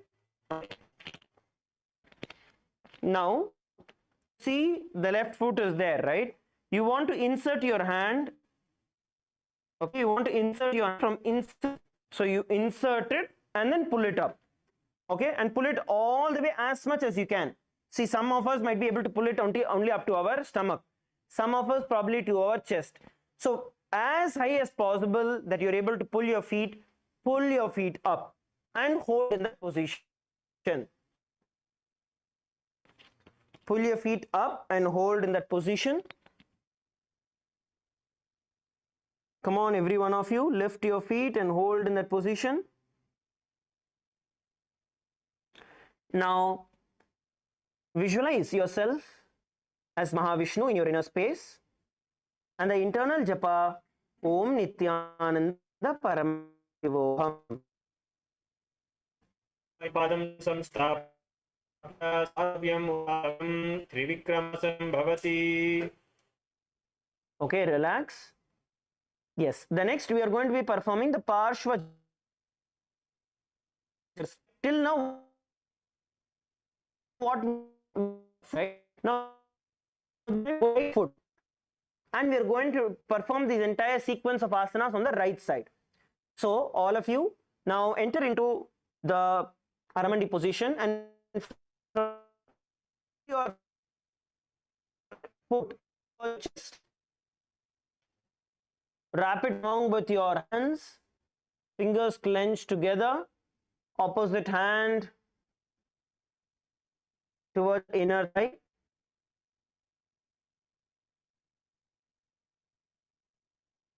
Let's perform the Parshva Janu Karana. Try to lift and hold. Yes, relax. Okay, relax, relax, relax. Okay, come to your mats, every one of you come back to your mats. We are now going to be performing the Tandavasana.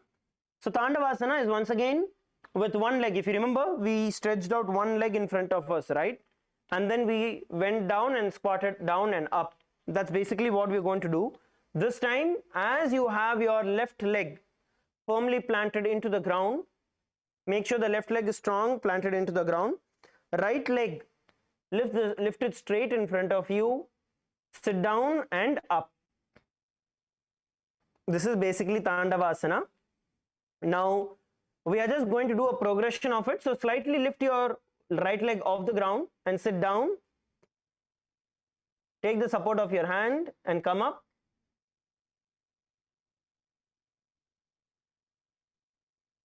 Sit down and come up. What happened? Female team, Malaysia. Come on, guys. We are almost there. We have another 10 minutes, 15 minutes to go. Every one of you, come along. Do at least one rep. Try to go down one time and come up. You can take the support of your hands and see how much you're able to do. While doing this, visualize yourself as Paramashiva, dancing in your inner space, and the internal japa, Om Nityananda Paramashivoham.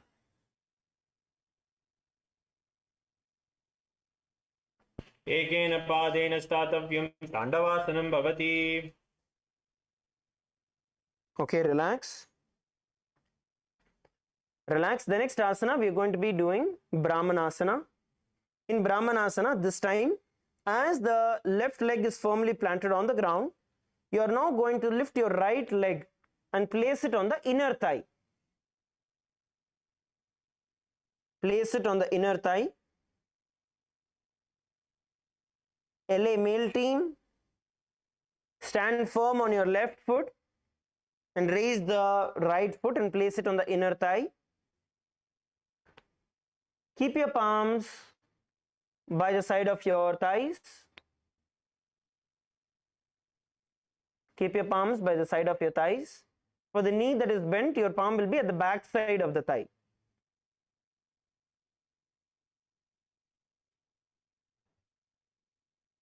Visualize yourself being blessed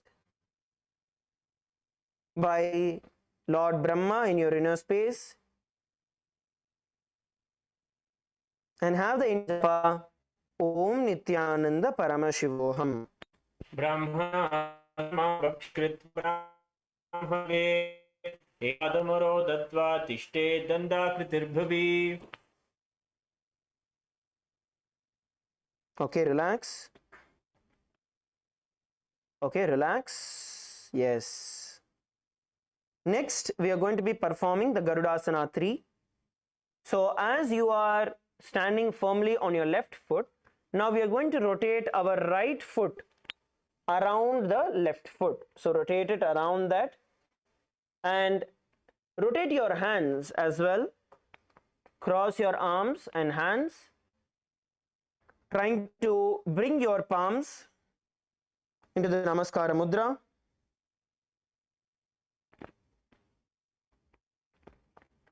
Hold the position. Visualize yourself as Lord Garuda in your inner space, and the internal japa Om Nityananda Paramashivoham. उत्तानकूर्मपीठैश्च संहेस्गारुडमेव च वातायनं गोमुखं च भारद्वाजं त्रिविक्रमम्. Relax. Relax, relax, relax. Now next, let's perform the Aapad Asana. While you're standing strong on the left foot, you're going to bring your right foot and just place it on top of the thigh. place it on top of the opposite thigh. Firmly plant the left foot on the ground. Balance without falling, without shaking. Just balance. Visualize Swamiji in your inner space and the internal japa Om Nityananda Paramashivoham.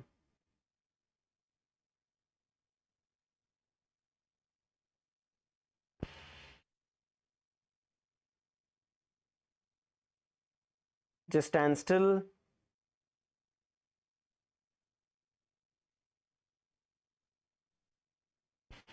एवं विधासन यत्र तत्रैकैर्घ्यै सनं भवति. Okay, relax.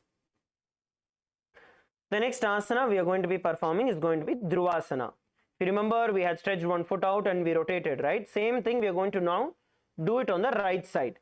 So having your left foot firmly planted on the ground, lift your right foot, hold on to its big toe with the right middle and index finger, and the palm stretched out and rotate. Visualizing yourself as a North Pole star in your inner space. Try to keep your knee as straight as possible. The knee that is stretched out, try to keep it as straight as possible. And then rotate.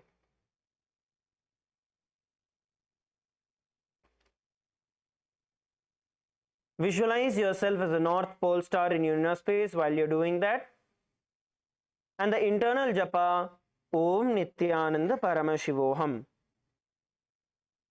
एकेन हस्तेन दण्डरूपस्य एकस्य पादास्याघ्रं धृत्वा इतरपादतलं भौमो निधाय त्वरायत्या ब्राह्मणं कर्तव्यं ध्रुवासनं भवति. Okay, relax. The next asana we are going to be performing is Trivikramasana, where we actually bring our right foot all the way behind our neck. All the way behind the neck. So we are going to do this as much as we can. So try to lift your right foot as high as possible. You can take the support of the wall for balance. Those of you who want to take the support of the wall, you can take the support of the wall. So you can basically lean on the wall for balance and lift your right foot as high as possible towards your neck. As high as possible towards your neck and hold there. Hold there. Hold. Now visualize yourself as Lord Vishnu in your inner space.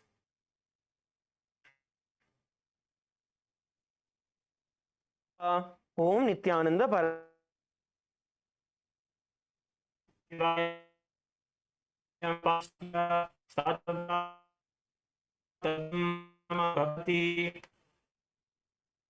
Relax. The next asana is going to be Samanaka Karana. You are just going to stand.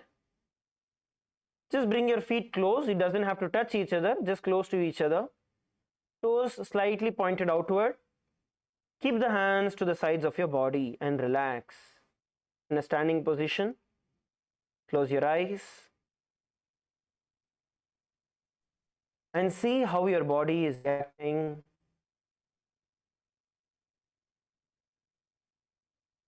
How your body is responding.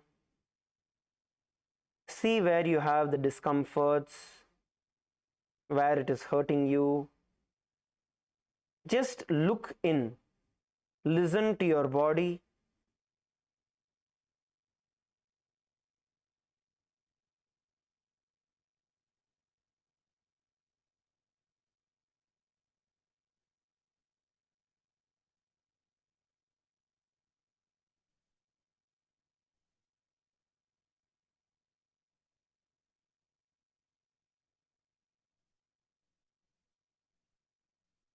Just listen to your body.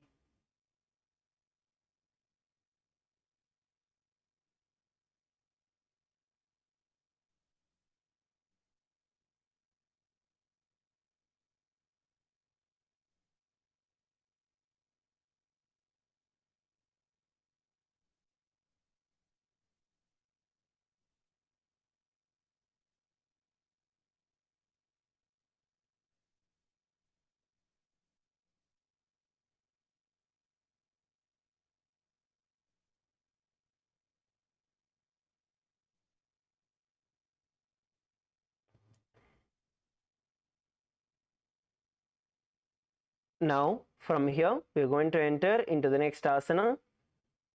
The next asana is going to be Gorak Jali Asana. Now as you are in a standing position, you're going to slightly bend forward and bring both the hands underneath the knees. Slightly bend forward, bringing both the hands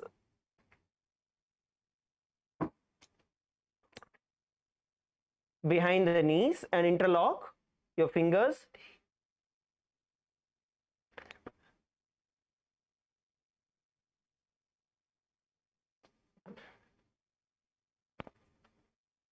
You can see. Now bend forward, interlocking your hands behind your knees, and then sit down. We're going to squat down. Okay, hands interlocked from behind. Hands interlocked from behind the knees. Fingers down, squat down. Now you're going to visualize yourself as sage Gorakhanatha in your inner space, and the internal japa Om Nityananda Paramashivoham. प्रथम ही उभो होई बारू नीचो पुनि होवे. Relax. From here, we're going to be entering into Asana. In Asana, what we did, we actually in the previous asana, we squatted down, interlocking our hands behind the knees, right? So this time we are going to interlock it behind, but place our hands under the butt. Okay, so instead of placing it behind the leg, you're going to just place it under the butt. Let's all perform the Asana. And then place your hands under your butt and squat down.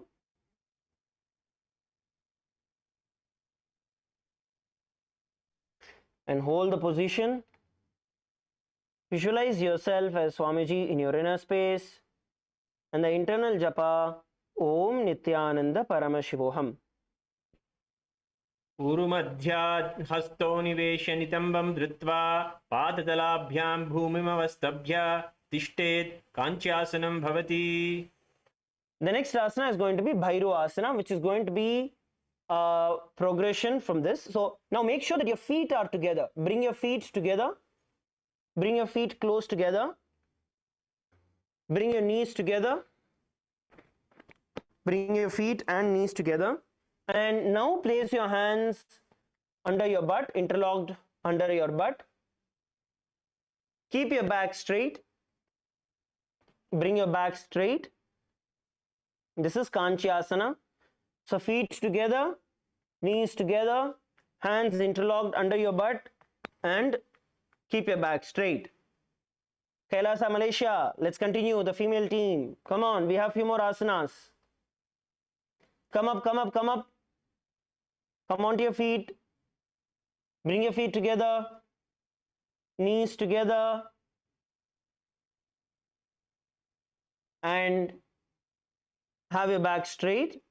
Visualize Bhagavan Kalabhairava in your inner space and the internal japa Om Nityananda Paramashivoham. तोफगा की तल्या की माहिले कौरुमिले फनाफानी उखड़ मोदुवैसे. Okay, relax. Now every one of you lay down on your back. All of you please relax. Lay down on your back. We're going to be performing the Shavasana. Lay down on your back.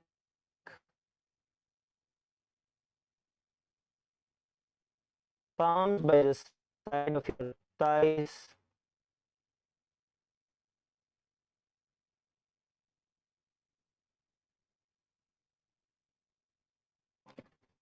Palms by the side of thighs.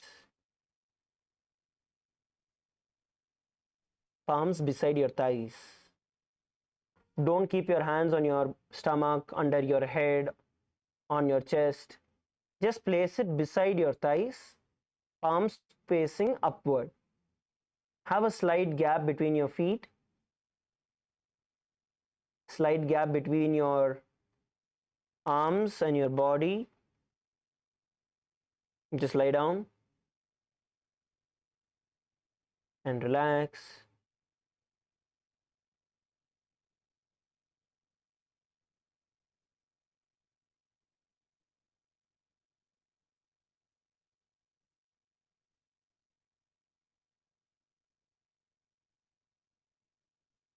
Relax.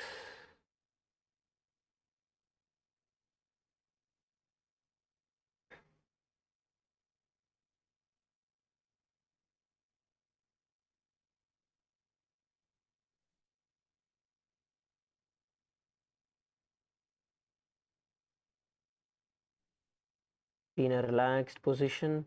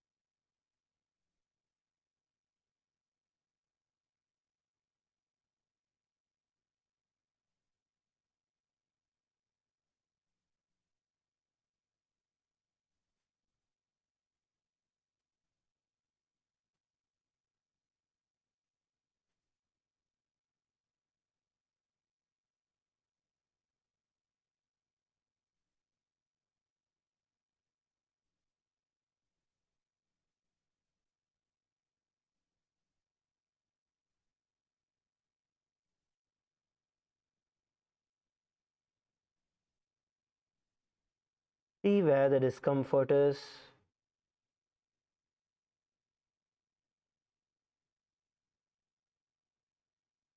Exhale, bringing karana.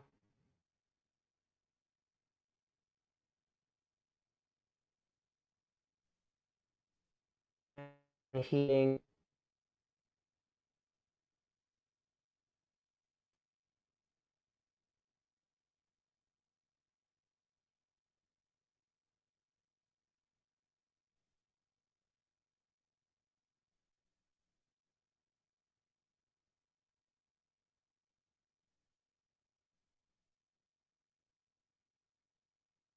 See your whole body getting healed.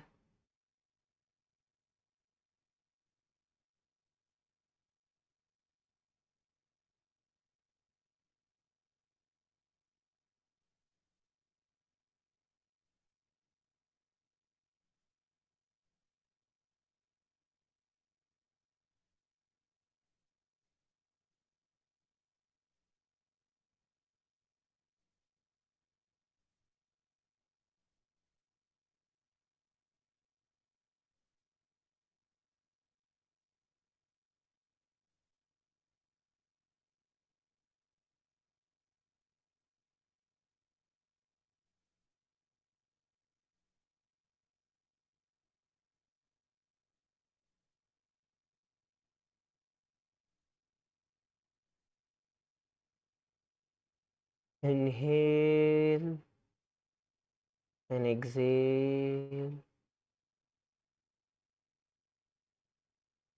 Inhale and exhale.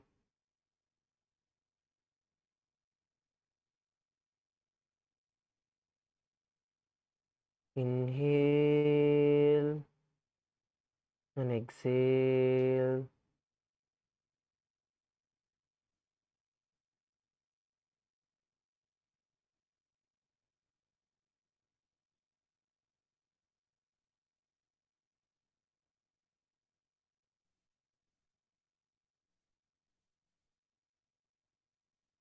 Visualize the Kundalini Shakti raising all the way from the bottom of your spine, from the Mooladhara Chakra, all the way to the Sahasrara Chakra,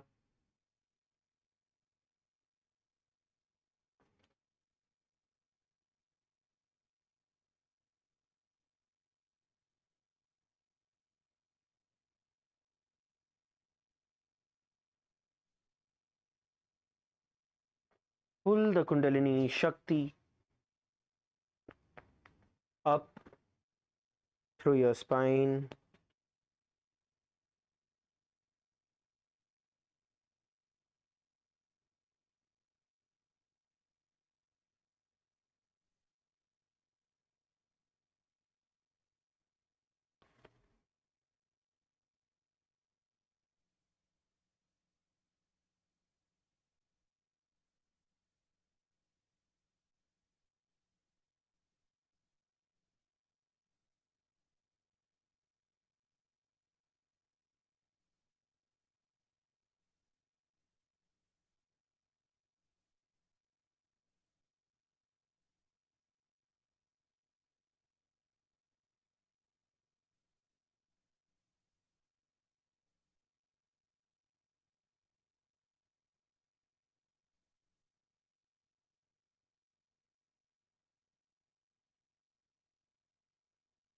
Now, slowly bring awareness to your feet.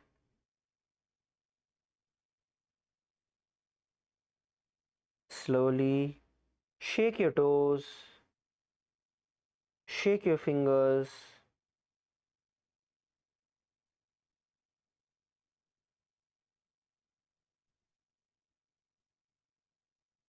and bring your knees towards your chest.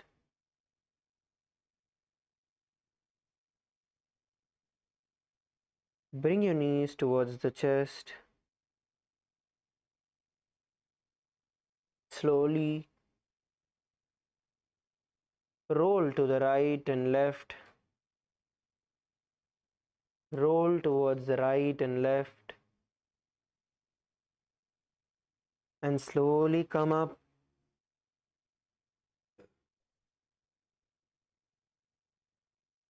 And just sit. Close your eyes and sit unclutched. Just sit.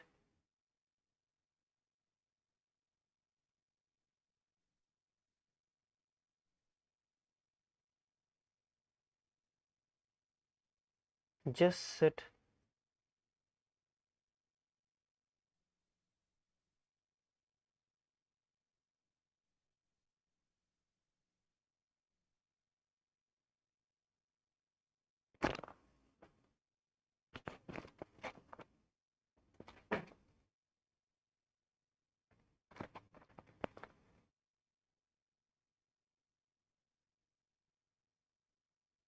Sit still and sit unclutched.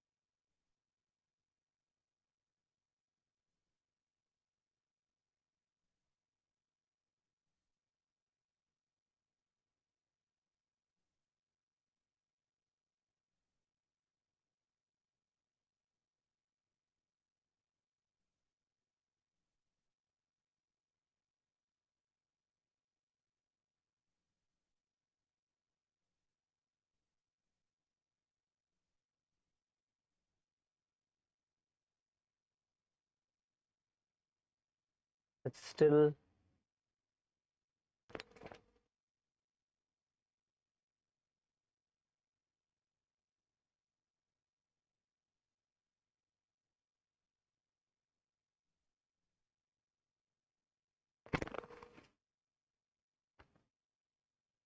Let the silence sink in you.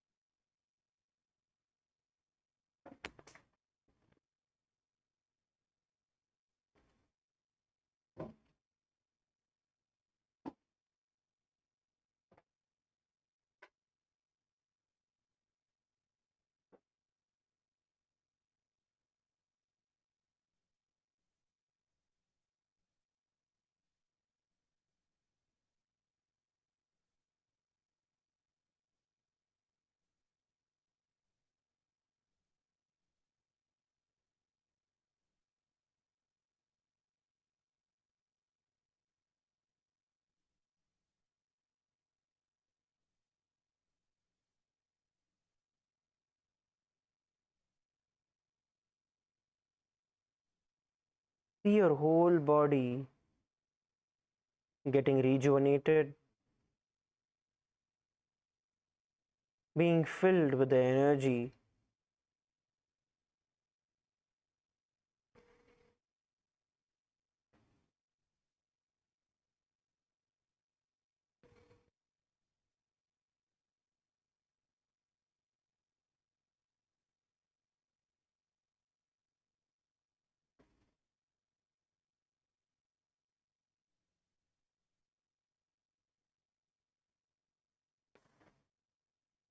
Now, slowly bring your palms in front of your heart.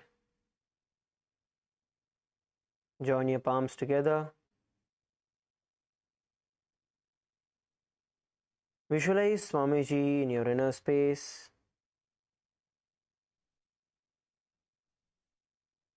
Let's chant the Purna Mantra and offer our gratitude to Swamiji.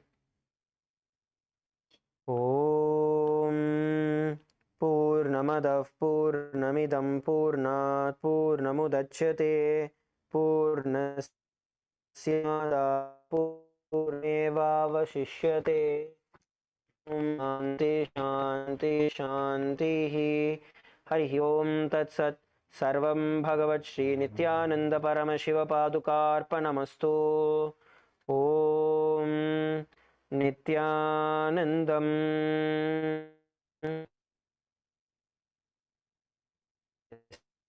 Everybody have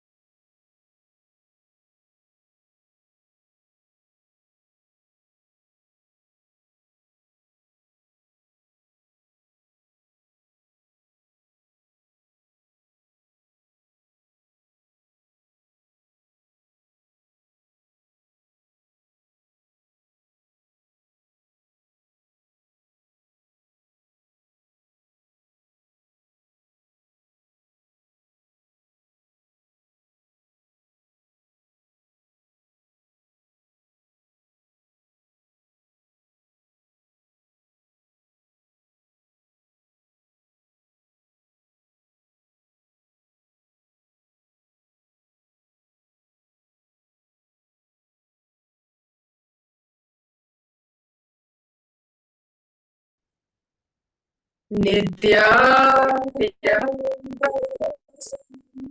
Kevalam Jnanamutyam Dvandvatitam Vadana Sadrisham Tvamasyadilaksham Ekam Nityam Vimalavachalam Sarvadi Sakshi Bhutam Bhavatitam Trigunaraham Sadgurum Tam Namami.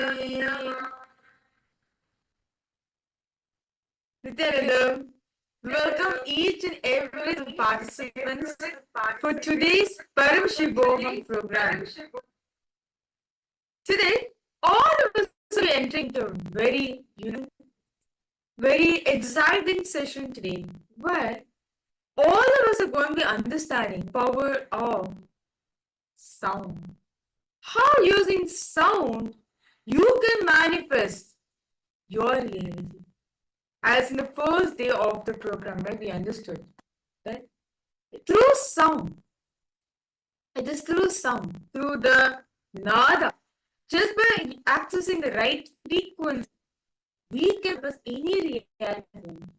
And we can also manifest, not just that, we can also rewire our whole brain, our whole DNA itself, just through sound alone. Today, all are going to be unlocking the deeper secrets of sound. Every one of you to experience the space of pure unclutching. Today, all the participants, all of you are going to be with this, where all of you are going to experiencing unclutching. What is unclutching? As right now, all of us did the beautiful Nityananda yoga.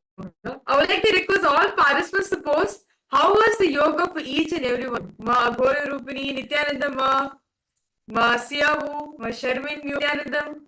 To each and every one of you, and to all viewers who's watching us through various different social media platforms, Nityanandam to each and every one of you.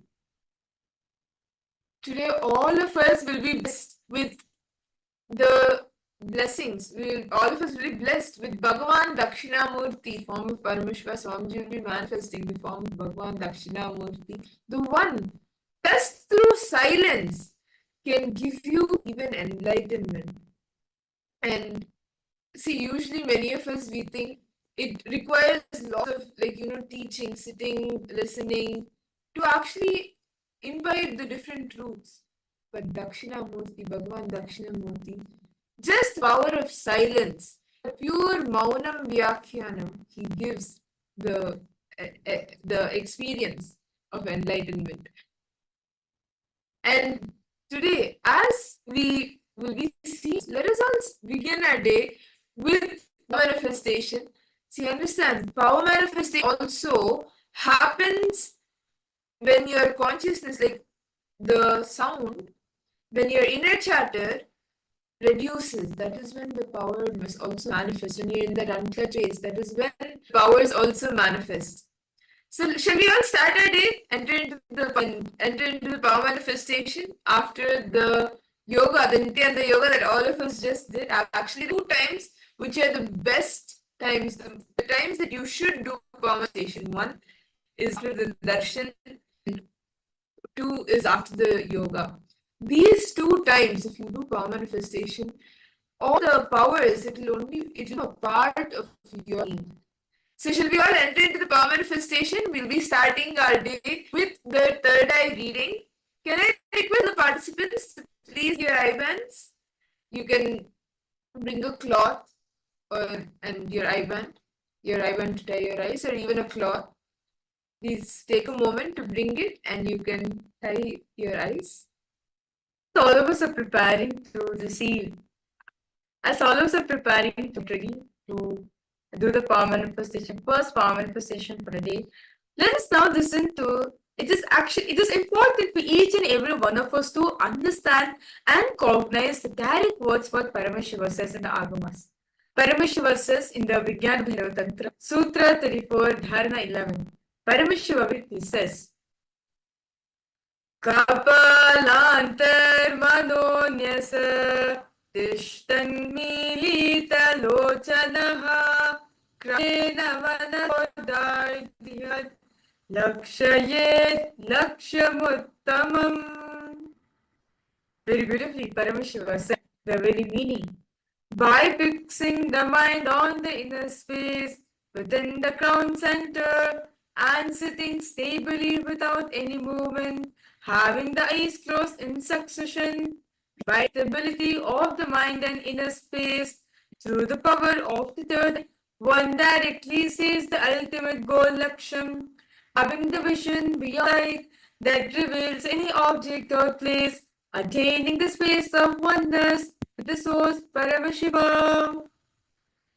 The very meaning Paramashiva says that when you concentrate on it, when you put your full attention, when you put your full focus on your inner space within the crown center, and that point of time you experience the pure space where your mind is in stability, your mind is in succession, and you experience the stability of your whole body. This is the correct space in which you manifest the third eye. You're able to see everything around you, above you. You're able to see everything, different place, shapes, colors, thing. You're able to put through the third eye as you're connected in the space of oneness. And very beautifully, Bhagwan Shri Krishna also explains the same thing in the Bhagavad Gita, chapter 11, verse 8. Bhagwan Krishna says, Natu maam kyase dasham anena svachakshusha divyam dhamite chakshuhu pashyam yogamayishwaram. He says, you cannot see my cosmic form with these physical eyes of yours. Therefore I grant divine third eye vision. Behold my cosmic opulence. Bhagavan Krishna says to Arjuna. Actually, if you see the whole Bhagavad Gita, right? It's the talk between Shri Krishna and Arjuna. Shri Krishna decides to reveal the cosmic form to Arjuna, and he says to Arjuna that the two physical eyes which you're having does not have the ability to see my cosmic form. Therefore, I initiate the Divya Chakshu. Let me initiate with Chakshu so that you can behold my cosmic opulence and understand. In the 11th chapter of Bhagavad Gita contains a detailed description of Bhagwan Shri Krishna's cosmic form as Arjuna initiates Arjuna. As Arjuna, Krishna initiates Arjuna into this power of third eye. And Swamiji experienced the same thing when Swamiji at the age of 12, right? Swamiji was sitting and contemplating, seeking the source of the first person in him. Suddenly, Swamiji felt something open up in him. Swamiji was able to see the whole 360-degree vision, 10 directions, everything above him, below him, everything Swamiji was able to see. Sat alone. Swamiji was not just able to see, he was able to feel, experience all of that as him. The skin of the stone on which he was sitting and the skin of this body both carried equally. In both, Swamiji felt his presence. As the idea that something was outside Swamiji and the idea something was inside Swamiji broke, there was nothing for Swamiji to feel as a separate entity, as Swamiji felt himself in everything. So, Swamiji was able to see the 360-degree vision.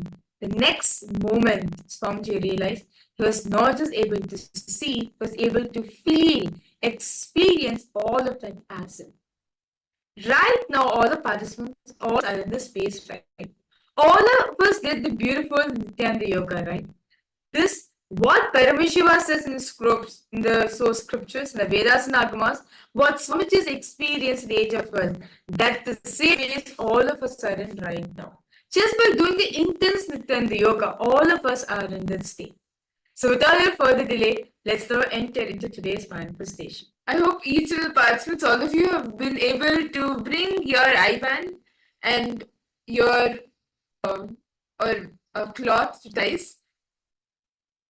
Can I request all the participants to please tie your eyes?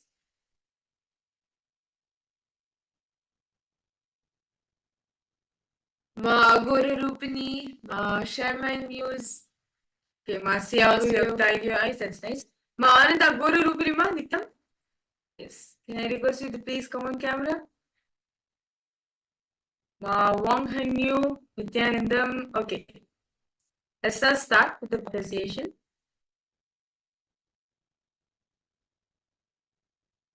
Please sit straight. Chant the Mahavaya intensely. Bring the awareness to your neck. Do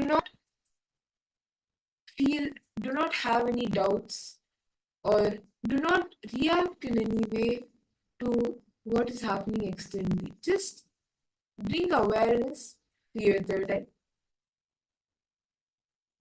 Chant the Mahavakya intensely. Om Nityananda Paramashivoham. Om Nityananda Paramashivoham. Om Nityananda Paramashivoham.